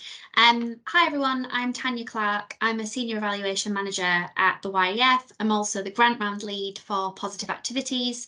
And I'm really excited to be talking to you today about the 2 sports multi-site trials we're looking to commission as part of the Positive Activities Grant Round. I'm going to hand over to Kaylin and then Lucy and then Chanel. Hi, I'm Kaylin. I'm part of the operations team here at YEF. I'm a program and evaluation officer, and I'll be assisting the lovely evaluation team today on answering questions and helping everything to run smoothly. I want to apologise in advance in case I cut off or not able, I'm called upon and don't appear. My internet is very, very iffy at the best of times. But other than that, I will hand over to Lucy. Thanks, Kaylin. Hi, everyone. I'm Lucy. I'm a Senior Evaluation Manager at the Youth Endowment Fund, and I will be commissioning and managing one of the sports multi-site trials from YEF's perspective towards sport, which I will say more about shortly. Good to see you all. Hi everyone, I'm Chanel here and I'm an evaluation manager at YEF, and I'll be managing and commissioning the other sports MST that we're looking to fund. Excellent, thanks everyone. And we are going to be joined today by one representative from each of the 2 umbrella organisations that are leading these multi-site trials from a project perspective. They're going to be attending. It's going to be great to have them here. They'll be around for the Q&A part after each of the project briefings in case you want to ask them any questions about the project, about their network of delivery partner organisations or anything else. So I'll introduce them when they hop on the call. We're going to be doing a little bit of timing magic wizardry where I'm going to give you an overview of the aims and objectives for today's 1-hour whistle-stop tour on MSTs. We're then going to move on to think about why we're doing multi-site trials for this particular round. And then you'll have the chance to hear from Lucy and Chanel about each of the different 2 multi-site trials in detail in terms of the evaluation and what we're hoping to commission. And after each of those, we will have time for questions. As I say, we'll be joined by a representative from each of the umbrella organisations. So the aims of today's session is to summarise the strategic aims of the multi-site trials, provide you with an overview of the 2 MSTs, review the commissioning timeline and next steps, which you'll be pleased to know if you're also in the traditional grant round section of today's workshop, they're exactly the same. So the timelines for submitting EOIs, full proposals, co-design, etc. will be the same for both the MSTs and the traditional grant round projects. We figured you've already got enough going on in your lives that you don't need to manage two different timelines there. And just a quick one, if you do have any questions, please pop them in the Q&A, and that will be monitored throughout today's session. Or if you would prefer to speak, we would love to hear your voice. Please just pop your hand up and unmute yourself when we get to the Q&A section. All right then. So just to give you an overview of why the Youth Endowment Fund believes multi-site trials to be beneficial and necessary even in the space that we are working in and what we're trying to achieve as a What Works Centre. So as you know, we are committed to conducting impact evaluations in this space. And a focus on impact evaluation creates quite a practical problem, which I'm sure many of you in today's call are familiar with. And this problem has to do with the sample size required. So the issue of sample size is kind of compounded when your outcome is a rare event like offending. Violent offending or non-violent offending, luckily, is rare among the population that we're looking at. And so this means that from a statistical point of view, we really need to think very carefully about how we can reach the number of young people that we truly need to be able to detect any impact of an intervention on offending as a primary outcome.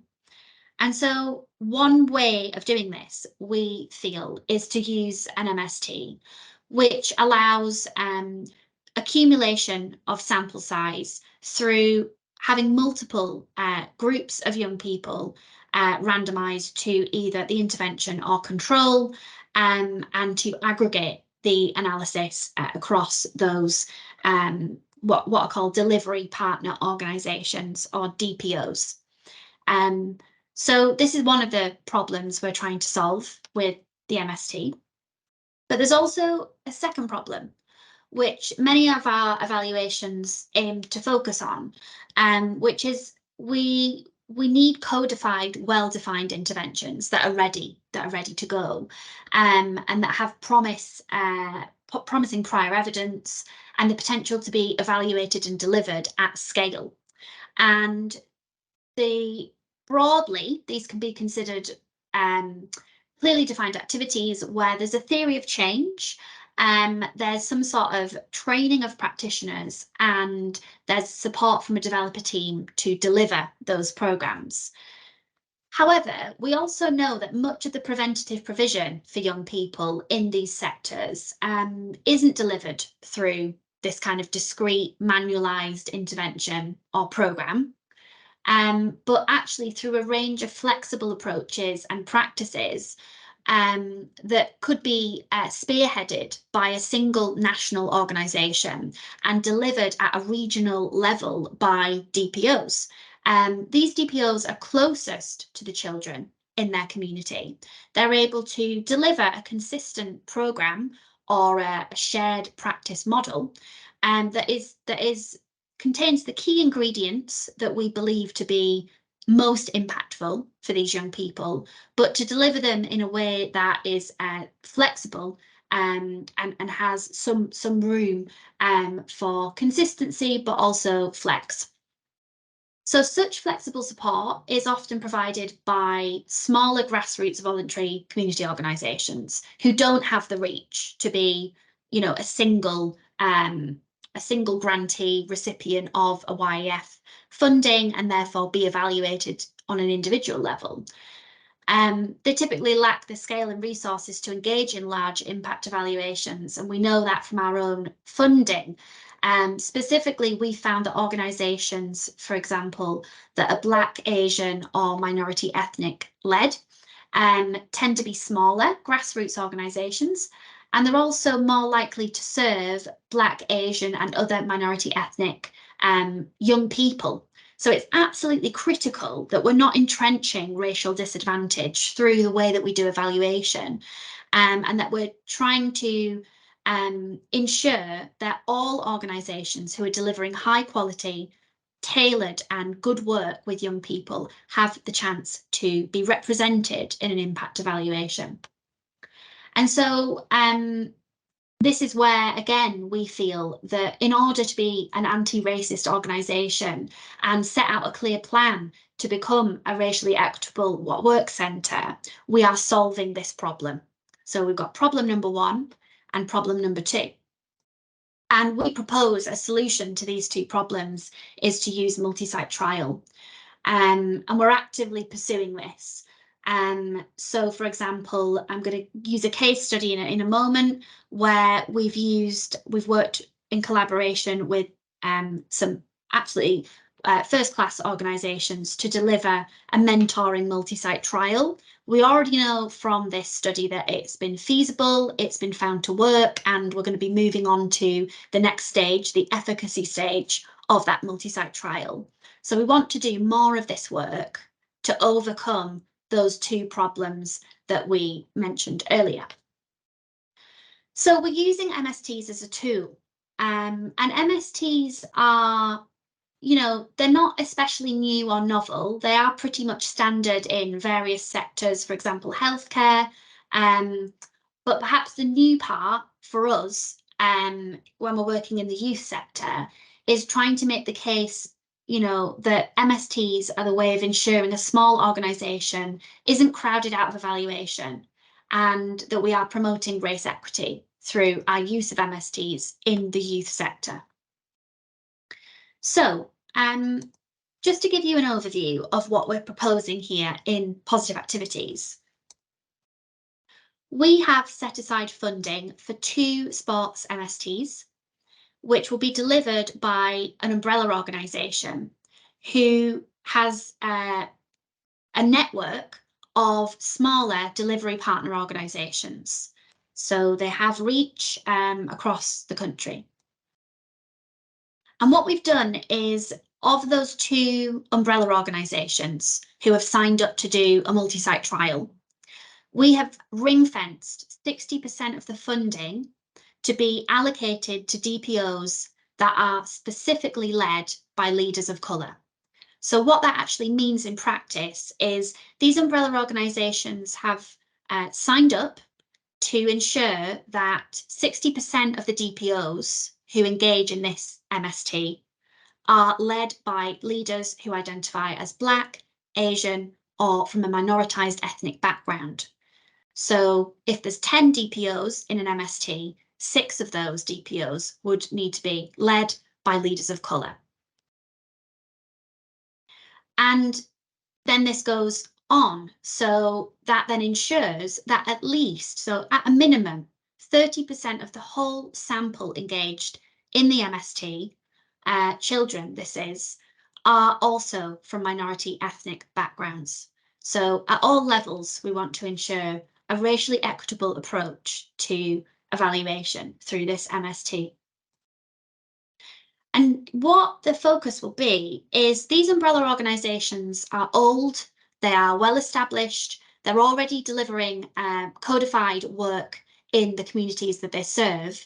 But what they need help with is to develop a shared practice model with core components that will be consistently delivered across each of the DPOs and guided through an evaluation that enables them to reach a sample size of a minimum of 3,000,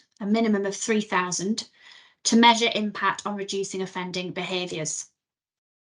And so through doing so, we really hope that this MST will afford not only working with the young people most in need, but also ensuring a racially equitable approach. So I'm not going to speak for too much longer, but just to give you a flavour of this. So the minimum we would expect of these MSTs is that 3,000 young people take part. These are all figures that have been explicitly shared with the umbrella organisations from the application and EOI stage they undertook to the interview. And, we have stress tested this. We've done our due diligence to make sure they can reach this number. And of that 3,000, we would expect an equal split to a non-sports business as usual service and a a sports project, which we're going to be telling you about in a few moments. So what will this actually look like? Because many of you sat in the call haven't engaged in an MST with the Youth Endowment Fund before. So just to give you a little visual, the YEF would continue to be the critical friend between the project and the evaluator. The difference being the project team will be the umbrella organisation. So the umbrella organisation would be Street Games, or it would be Alliance of Sport. And we're going to be introducing you to a couple of representatives from those umbrella organisations in a moment. And then we would have you, the appointed evaluator, overseeing the MST.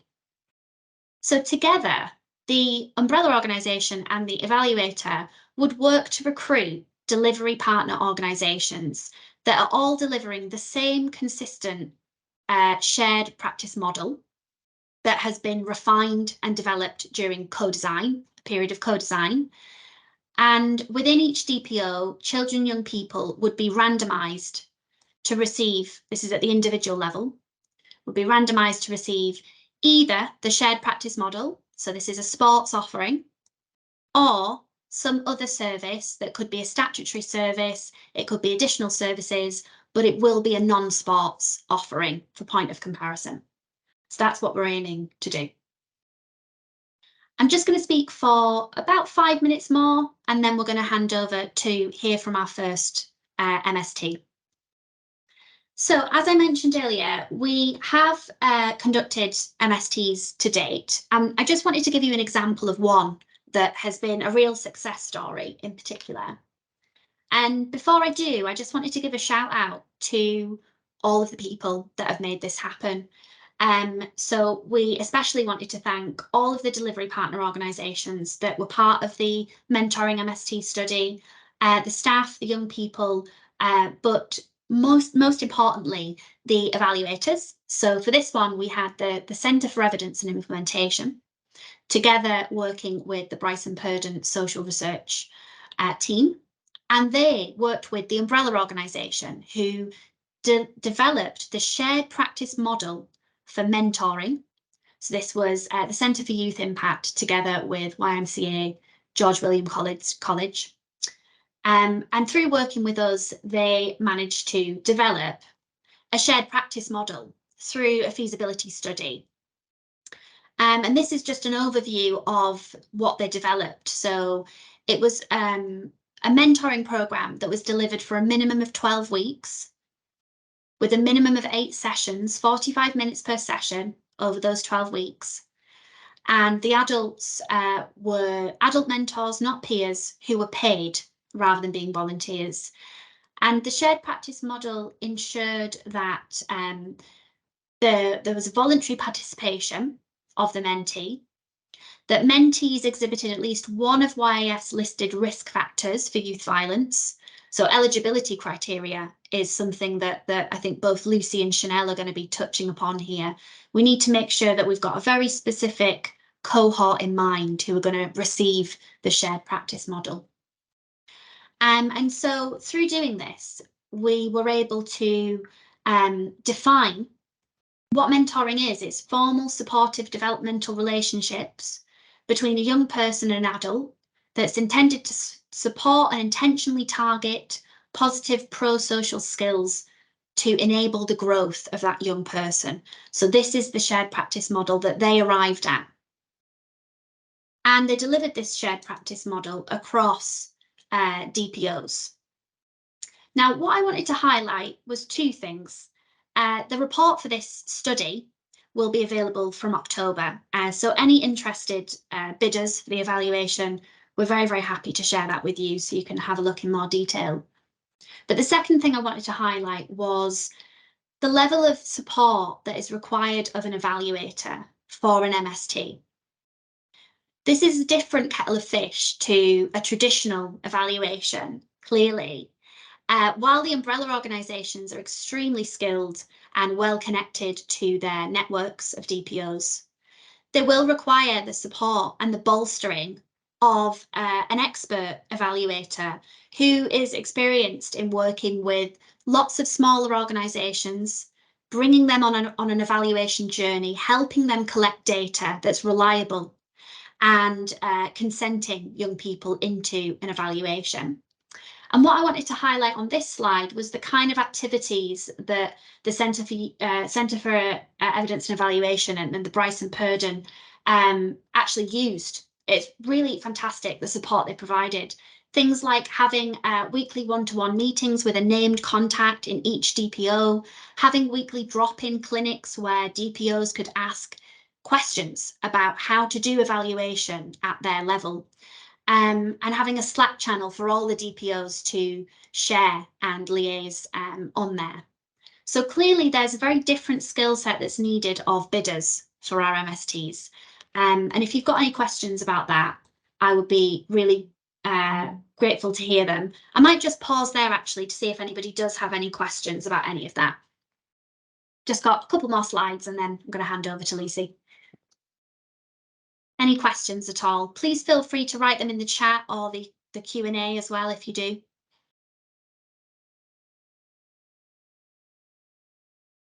Okay, I'm going to carry on then. So what does co-design look like for these MSTs? It looks very similar to a traditional grant round. You would still have a co-design period that would be led by the evaluator, working together with the umbrella organisation. So we're not working with the DPOs during co-design. That's for a slightly later date. We're working with the umbrella organisation to develop and refine the theory of change for the YAF funded project, which is targeting offending behaviours. We're thinking about the shared practice model and what that's going to look like across the DPOs and what business as usual should look like. So much of a similar focus. The roles and responsibilities of evaluators will remain the same, and evaluators will be paid £5,000 for the delivery of co-design. They'll be expected to lead the sessions, to listen to the umbrella organisation, and be prepared to be the technical expert for the evaluation side of things. And just as you can see here, these are the same dates that we're working to as the traditional grant round. So it's exactly the same. We would aim to submit the evaluation proposal that's been developed in late February next year. And we'll be working up to that with the theory of change workshops commencing on the 6th of November. So that's where we start thinking about theory of change. Then we're moving into the co-design period from the 11th of December to submit the full proposal in late February. And with that, I'm going to stop talking. Has anybody got any questions for me about the strategic aims of the MST or any general questions about the timelines? I can see Lawrence has popped a question in the chat. Do you provide I can read it out. Oh, sorry, Tanya, you're already on it. Kaylin, that'd be great. Just to give your voice a little bit of a break for a few seconds. Lawrence has asked, do you provide an indication or maximum for the budget available for the total project, both delivery of the intervention and provision of this research? And is this available at the EOI stage? A really good question, Lawrence. So we wouldn't provide any more budget guidance than what we would provide for the traditional EOI stage. So they're the same. I've got a slide on this later, but the kind of general expectation I can talk you through, and it's in the guidance. So it's at the upper end of the efficacy study budget we'd be looking at. We wouldn't look to provide an indication of what the umbrella organisation budget is at the EOI stage. So hopefully that answers your question. And I think with that, we can move on to have Lucy come in to discuss Street Games, one of our MSTs. So Lucy, take it away, please. Thanks, Great. Kaylin. Yeah, Lucy, I'd love to introduce Stuart. Would that be all right? Wonderful. So we're joined today by Stuart Fleece. Stuart is the UK Director and Head of Sport and Community Safety for Street Games. Street Games are our first umbrella organisation who Lucy's going to be presenting to you about. But Stuart, good to see you. Yeah, good morning, everybody. Thank you, Tanya. Yeah, nice to be with you. Happy to field any questions that might come my way. So yeah, nice to be here. Great, thanks, Stuart. Really good to have you here. And first of all, I'll run through a few slides which give an overview of street games and the evaluation we're looking to commission. And then Stuart and I will both be here for the Q&A session afterwards. So really great to have that perspective from street games itself today. Can you go on to the next slide, please? Okay, so I will run through a project which will be led by the umbrella organisation Street Games, as we just mentioned, and the project is called Towards Sport. The category is standalone sport, and in terms of the outline of the project, just to mention first of all, as Tanya was saying, it is a project, but it's also a shared practice model, and as it will be delivered by multiple delivery partner organisations within Street Games Network, it may vary slightly between the different delivery partner organisations, but the important thing is that it has a number of common features. So in terms of what those features look like, Towards Sport will consist of weekly 2-hour sport sessions delivered over a period of 12 months.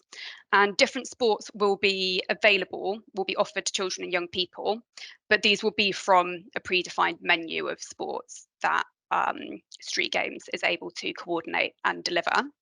And they might be individual sports, team sports, or a combination of both. Practitioners delivering the project will be trained in adverse childhood experiences and trauma-informed practice. And there will be some further development and refinement of exactly what the shared practice model looks like during those theory of change workshops that Tanya mentioned. In terms of the target population, it will be children and young people aged 10 to 17 years at risk of involvement in serious violence and offending.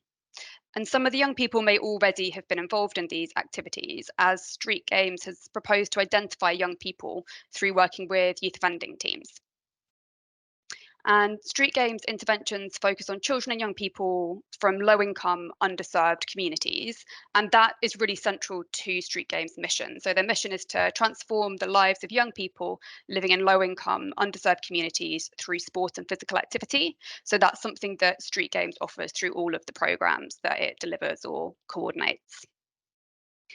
And the main research question to address here is, are standalone sports programs for children and young people aged 10 to 17 at risk of offending or reoffending, which involve weekly sport sessions over 12 months, an effective approach to reducing children and young people's engagement in violent offending? And of course, there'll be some sub-research questions underneath that, but that is what we're thinking of as the overarching research question for this evaluation. Can I have the next slide, please? So moving on to the type of evaluation, it will be a multi-site randomized controlled trial with an integrated implementation and process evaluation. Both of those will be really important to understanding this project. The indicative primary outcome is to reduce violent offending, and there will be at least 3,000 children and young people taking part in the study, and that will include both the intervention group and the control group. So there will be 1,500 receiving the intervention and 1,500 in the control group. In terms of the length of the evaluation, that will be 24 months, and that will include the setup period. Racial equity, diversity and inclusion considerations are going to be really key here, as they are for all of YEF's evaluations. And just to give you an overview of some of these considerations and features of the programme that will be delivered, Street Games estimates that approximately 36% of children and young people reached through their programmes to date are from minority ethnic groups. And we're very interested in exploring the experiences of different subgroups and identifying barriers for participation and retention through the implementation and process evaluation. And this will be for young people from different minority ethnic groups, but also for children and young people who are part of other demographic groups, which are theoretically relevant to the evaluation, whether that's young people of different genders or young people who have special educational needs, for example. And that's something that will be important to work through in co-design with street games too. And similarly, if the sample size allows, which hopefully it will here, we expect evaluators to examine if different subgroups have different recruitment rates, retention rates, and outcomes. So analysing that from a statistical perspective as well. And we want to understand if the project is inclusive, accessible, and meets the needs of minority ethnic groups. Next slide, please. Thanks. Okay, so I'm going to talk through some project-specific evaluation considerations. So the first thing to note is that it may be necessary to refine the target cohort of children and young people to ensure that the project is sufficiently tailored. As Tanya briefly touched on, it's important that the project is delivered to a specific group of young people, as one size rarely fits all.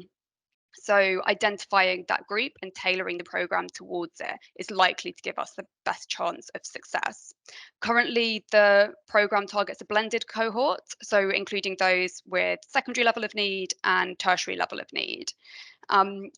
What will be important during co-design, and also what we'd welcome proposals from evaluators about, is if that is the right approach, having that blended cohort, or if it would be possible to focus in on either a secondary cohort or a tertiary cohort.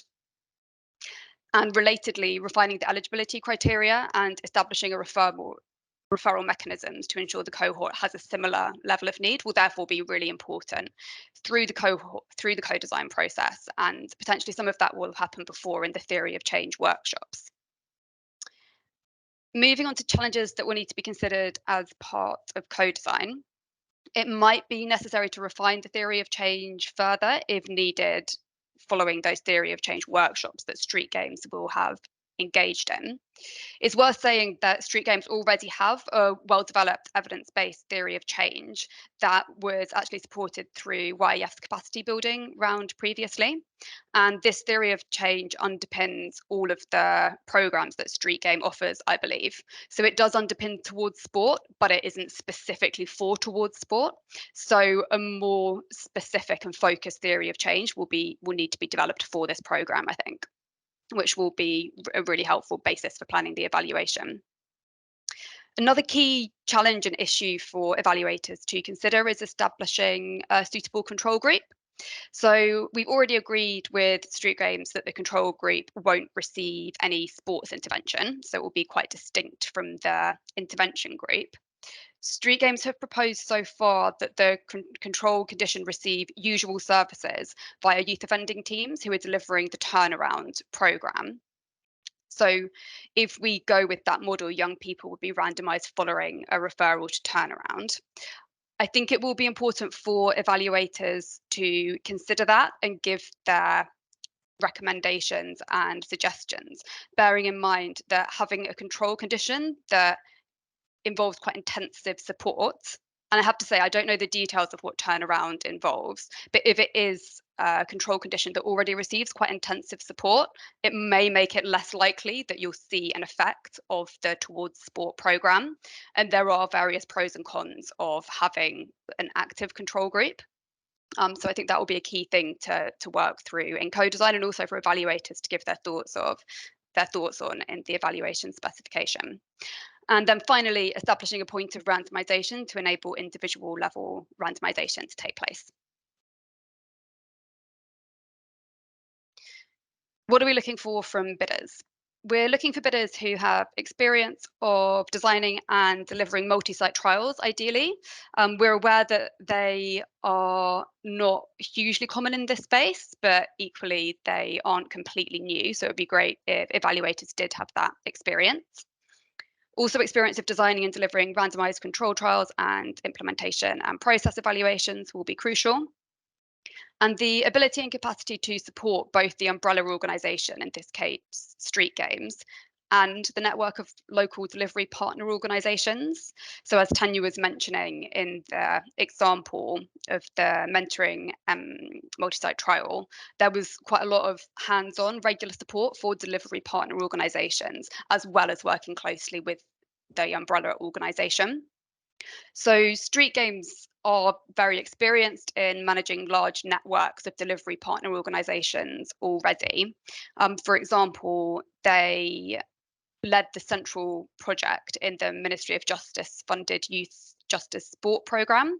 So they do have really strong experience of coordinating and overseeing a network and distributing large sums of funding so that those local organisations can deliver programmes. So really from the evaluation perspective, it will be about supporting the delivery partner organisations in the evaluation specific areas, such as understanding evaluation specific processes of consenting, data collection, etc. Strong race equity, diversity and inclusion expertise will be really important. And knowledge of sports programmes and interventions is desirable, but we don't see it as an essential criteria. And that's it from me. So now Stuart and I are both here for the Q&A if anybody's got any questions.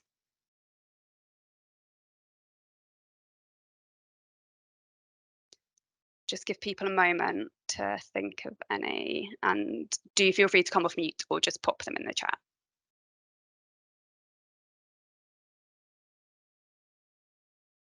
If you do have a question for either Stuart or Lucy, please feel free to just pop your hand up and unmute yourself. It'd be great to hear from people. Alternatively, please do drop a message in the chat. Just give it a few more moments, bit of an awkward silence to see if we've got anybody who is percolating on anything in particular. I think the problem is Lucy's explained it a bit too well. Everything's very clear, which is great. If anyone does have questions do come to mind later, though, you can use the email that's currently showing on the slides to send in some questions later. I think Stuart wants to say a few words now. So Stuart, go ahead. Yes, thank you. I wasn't sure whether this was appropriate or not. I just wanted to give everyone on the call a little bit of reassurance that, as Tanya and Lucy have talked about, we put research and insight at the absolute heart of everything that we do. And we have a research and insight team with a vast amount of experience. As Lucy said, the most recent Ministry of Justice funded £5 million into the sports fund was we were the accountable body as part of the consortium alongside the Alliance for Sport. Hello, Justin, who I see just there. And we had unprecedented levels of data response. Of the 220 organisations that were funded, 218 both delivered on time, on budget, and reported 3 times during a very intense delivery period. So I just really wanted to say that the way we approach research and insight is very much as a team, and we don't see an evaluating partner as anything other than an extended part of us, and that we would be an extended part of them. And just to give people any reassurance if they're interested or considering putting themselves forward for this, that we absolutely get where our strengths are and where we want to learn and support with our partners. And it's kind of a cultural issue for us as a charity that covers the UK. So yeah, that's all I wanted to say. Really useful. Thanks so much, Stuart. And despite nobody having any burning questions, it was great to have you here and to be able to hear from you.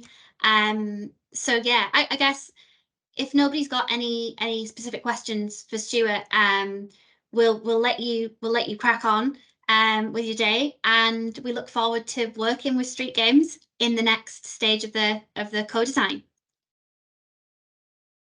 Thanks, Stuart. Janet, one little quick question. Will you come back to us once this process has sort of started to play itself out in terms of where we start to hopefully design the theory of change and then move towards the co-design? Yeah, exactly. Yeah, so what we've got is we've got a period of commissioning now, which everybody on the call is going to be engaged in.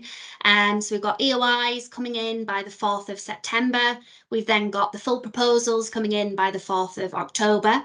And then we're going to go into interviewing evaluators and appointing evaluators towards the end of October. So we then move into the theory of change workshops for both Alliance of Sport and Street Games. That will be from the 11th of November, and so on to co-design, etc. And we'll be in touch, Stuart, about that. Absolutely. Yeah. Wonderful. Brilliant. Thanks so much, Thank Stuart. you very much. Take care. Bye. Bye. Bye. Cheers. Bye. Excellent. All right, so I'm going to move on now and pass over to Chanel for Alliance of Sport. Oh, and before I do, actually, I would like to introduce Justin. So Justin Coleman is joining us as the co-founder and COO of Alliance of Sport. And Chanel is going to be presenting on their programme, which we're really excited about. Same format as before. So Justin's going to be here to answer any questions that you've got at the end of the presentation. And yeah, really look forward to hearing about this. Great, thanks so much, Tanya, and thanks, Justin, for joining. So the umbrella organisation for this multi-site trial is Alliance of Sport in Criminal Justice, who are proposing that the Levelling the Playing Field programme is delivered across their network. So their network will onboard 10 delivery partner organisations, 6 of which will have minoritized ethnic-led leadership. The organisation works in partnership with sports clubs and youth services across England and Wales to reduce victimisation, exploitation, offending, and becoming involved in violence. So this programme uses sports as a hook to engage children and young people. The programme starts with an assessment of what the child wants in order to determine what support is appropriate. Children and young people will be supported to join a sports provision, which at present can be either a team or individual support, and engagement in this will be at least 2 hours a week. There will also be mentoring to help build children and young people's confidence and resilience, and there will be support to engage in other activities and interests such as volunteering. The intervention will encourage young people to access resources which may improve their community connectedness, prospects, change attitudes and behaviours, and build self-esteem. And the target population is 10 to 18-year-olds at risk of or affected by serious violence, offending and/or criminal exploitation, who may be known to police or youth justice services. And the research question that we're looking to address is using sports as a hook to engage children and young people aged 10 to 18 at risk of offending or reoffending in mentoring, with the aim of improving community connectedness, an effective approach to reducing children and young people's engagement in violent offending.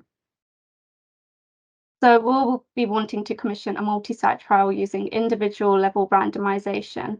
And during the project setup period, we suggest that an implementation and process evaluation is conducted to understand if it's possible to support a group of delivery partner organizations to deliver that shared model of practice in a randomized control trial, and also to understand the capacity and support needs of organizations to do so. We expect violent offending to be measured as the primary outcome using administrative data from either the Police National Computer or similar administrative data from local police forces. And from our initial conversations with Alliance of Sport, the secondary outcomes are likely to include building relationships and community connectedness. However, we would expect evaluators to really think through and propose appropriate secondary outcomes. Through the delivery partner organisations, a minimum of 3,000 children and young people can be reached, and it's important for the evaluator to conduct power calculations to just understand how many delivery partner organisations will be required, and then we can discuss scale of delivery. We expect this to be a 2-year evaluation, including setup and reporting, and we estimate that the setup period will be approximately 3 to 4 months, but we really welcome evaluators' thoughts on what an appropriate length of time is. Alliance of Sport and partners are dedicated to improving outcomes for minoritized children and young people due to the disproportionality that exists within the criminal justice system. So through this project, they aim to increase the number of minority ethnic young people taking part in support and preventing them from being involved in the criminal justice system. Based on their current reach, they expect that approximately 70% of the cohort will be from a minority ethnic background. And it will be important for the evaluator to explore how sport can be used as an effective method for engaging minority ethnic children. And if the sample size allows, we expect evaluators to conduct subgroup analyses so that we can understand differences in impact across different demographic groups. And we're also very interested in exploring experiences of different groups receiving the programme through the implementation and process evaluation. In terms of evaluation considerations, a shared model of practice will need to be created with clear core components. So this will include programme activities, which also includes the programme length, so that it's very clear what we're testing. It will also be important to consider how individual level randomization can be implemented and the point of randomization. And this also includes identifying a suitable control group. This project aims to work with refugees and asylum seekers who might not be in the system yet. So thinking through business as usual and what services are available for the control group is really important. One challenge that's important to consider is data collection for specific groups, such as refugees who will make up some of the cohort. It will be important to think through data access and collection and what's practically possible in light of the outcomes of interest and the YEF data archive. Another challenge is that due to the level of mistrust towards authority and the system amongst minoritized ethnic families, it's really important to think through the consent processes and how to present the trial in a positive light to encourage participation. So in terms of what we're looking for from bidders, experience of designing and delivering multi-site trials using randomization would be great, as well as the ability to support both umbrella organizations and delivery partner organizations. It's also important for bidders to have prior experience of conducting evaluations with children and young people who are at risk of youth violence or have already offended. And this includes experience of collecting offending data for an evaluation. Strong race equity expertise is essential. As I've mentioned, a large proportion of the cohort will be children and young people from minority ethnic backgrounds. So specific considerations of conducting evaluation with this cohort is essential, including how evaluation activities will be tailored for these young people, such as qualitative data collection, and just ensuring that the evaluation is accessible. Also, having knowledge of sports programs is desirable for understanding the context that the project will be delivered in. And we'd also like to have bidders who have experience of supporting organisations who have minimal experience of engaging with RCT evaluations. That's the end of the overview. So if anyone has any questions for Justin or I, please do stick your hand up or just drop a message in the chat.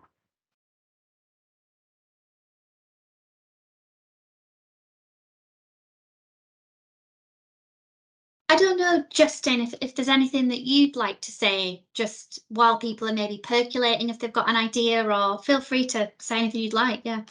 Thank you. No, it's a pleasure. And that's really, really interesting to hear that back as well from the conversation. You've made it really succinct. And I think just to also, I suppose, just say that one, it's a pleasure to be here, but also in relation to the organisations themselves and the project, it's an ongoing project. So therefore, the network that we've got are used to working with research as well. So across the board, the 40 plus delivery organisations that we're working with currently that we'd select from, the 10, we'd put that out and work with them on that. Basically, they're used to it, and they will have that conversation with you directly around kind of how best to do things. And whilst it was mentioned within that call, within the presentation, around the young people themselves, what we do have is a really, really rich sense of staffing as well that are from ethnically diverse communities. And again, the connectors between those young people and us often, and I mean that in the sense of us diverse workforce, but in relation to different cultures, different communities, they're able to communicate with each other via those channels as well. So there's a really nice, vibrant family feel, support network, etc. there for people to engage with. There won't be many barriers. I think the only barriers we'll find are probably the roads and various other things between. But apart from that, just to put your minds at rest that there is a strong workforce there that will help and kind of support the aims of this, the research itself, but also the aims of their communities. So, but thank you, it's really good. Thanks, Justin. It's great to hear your perspective on it. Have any of our evaluators got any questions before we kind of move on to wrap up and I give Justin his time back as well? Just give it a few more seconds. Do feel free to write in the chat as well, or as ever, you can email us. So for the sake of the recording, so again, our email address is evaluation@youthendowmentfund.org.uk. We'll be monitoring that inbox if you have any questions about Alliance of Sport. All right, okay, well, Justin, thank you so much for your time. No, thank you. Looking forward to pairing you with whoever it is that's appointed as the evaluator, and we'll be in touch. Likewise, thank you, and thanks very much to everyone for your time. Appreciate it. Thanks, Justin. Bye now. Bye. Bye. Lovely. We've not had many questions. Hopefully that means we've answered. You've just slipped off mute, Tanya. Yeah, sorry about that. That's nonsensical because I need to be heard for this next bit. If you do have any questions, I'm just going to wrap us up. There's nothing new here that you've not already heard before, but just to recap, so the MST commissioning will happen in line with the traditional grant round. So same timelines that we're following, same process of developing and refining the theory of change and the co-design. The main difference will be that the co-design period will focus on developing the shared practice model and making sure that is ready for the setup phase. And then, unlike the traditional grant round projects, there is no internal pilot for these MSTs. So it's a setup period to ensure that the DPOs are ready to recruit and consent young people into the trial, and they'll be moving straight into randomization and into the efficacy study. So that's the main difference in terms of how co-design and the evaluation will work. But just to recap then, we'll be looking at the same things at the EOI stage. We will be looking at knowledge and experience that you have with regards to MSTs. Now, as Lucy alluded to earlier, you might not have experience of conducting an MST, but you might have related experience. For example, working with a number of small delivery organisations to take them on an evaluation journey, to help them understand the process of experimental methods of impact evaluation. You might have a subject matter knowledge of MSTs, but not the practical experience. We would still welcome an EOI from you. We would just need to see any external expertise you plan to get in to help on the project, or anybody within your internal organisation that you plan to onboard onto your team for the MST. Methodological considerations, clearly we've already given some kind of indicative evaluation designs there, but certainly thinking about how you will measure offending and how any experience or ideas that you've got about using administrative data and applying, for example, to the MOJ to get access to that data, or working with regional police forces to collect admin data that way. And finally, your approach to GDPR compliance and data protection. Once again, just a reminder, please be specific to the MST that you're applying for, rather than applying for both of them with the same EOI. We're really looking for what is it about that particular project that you're excited about, and why do you think your team experience aligns with that specific MST. Full proposal then will be the same, so no more than 5,000 words to be submitted by the 4th of October. And again, what we'll be looking at there is elaboration of your capacity and experience, Your methodological approach, this is where we'd hope to see more finer detail as to randomization, how that's going to work, consenting young people onto the project, measuring offending, and last but definitely not least, how you will ensure race equity considerations are integrated into the evaluation design. That's everything from the setup and co-design period into the IPE that will be integrated into the MST. And of course, value for money as well. Now, I mentioned earlier about budget, there will be again a payment of £5,000 to evaluators for the co-design process for this. The umbrella organisations will receive £4,000 for their participation as well. And somebody asked earlier about budget. So the same rules apply with regards to our budget guidance for the MSTs. The key difference is it's the bracket you'll see in our budget guidance that we'll share on Friday, but a reminder that you should be looking at the bracket that's referring to efficacy study. And it will be the upper end of that bracket that we'll be looking at. Of course, we can't give, caps or cut-offs or anything like that.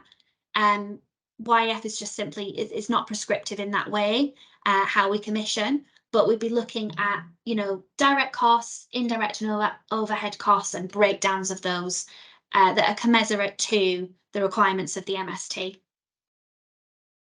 And I think that is all from me. So I might just hand over to Kaylin to take any final questions for me, Lucy or Chanel, and to wrap up. Are you around, Kaylin, to do that? Yeah. Thank you so much, Tanya, for that. Really, really good advice. Honestly, thank you everyone who's spoken today, whether on the call or not. It has been really, really good. Thank you thank you everyone for your time and coming here today. And hopefully you've learned quite a bit about what opportunities lie ahead. So if we have any final questions, they can be on absolutely anything we've covered today. You can just pop them in the chat or you can raise your hand. Just anything outstanding you'd like to ask our team about before we finish up. I know we've got a couple minutes left if we just want to make the most of that time. Anything is okay. If not, you can email at evaluation@youthendowmentfund.org.uk. I guess if there's nothing else, we can wrap up here. Yeah, so I think it's comfortable to stop here. So yeah, thank you everyone again for all your time. Thank you, Lucy, Chanel, and Tanya, for joining us. And I wish everyone a very happy Wednesday. So thank you all. Bye. So much. Thanks for joining us today, everyone. Have a good day. Look forward to hearing from you. Bye.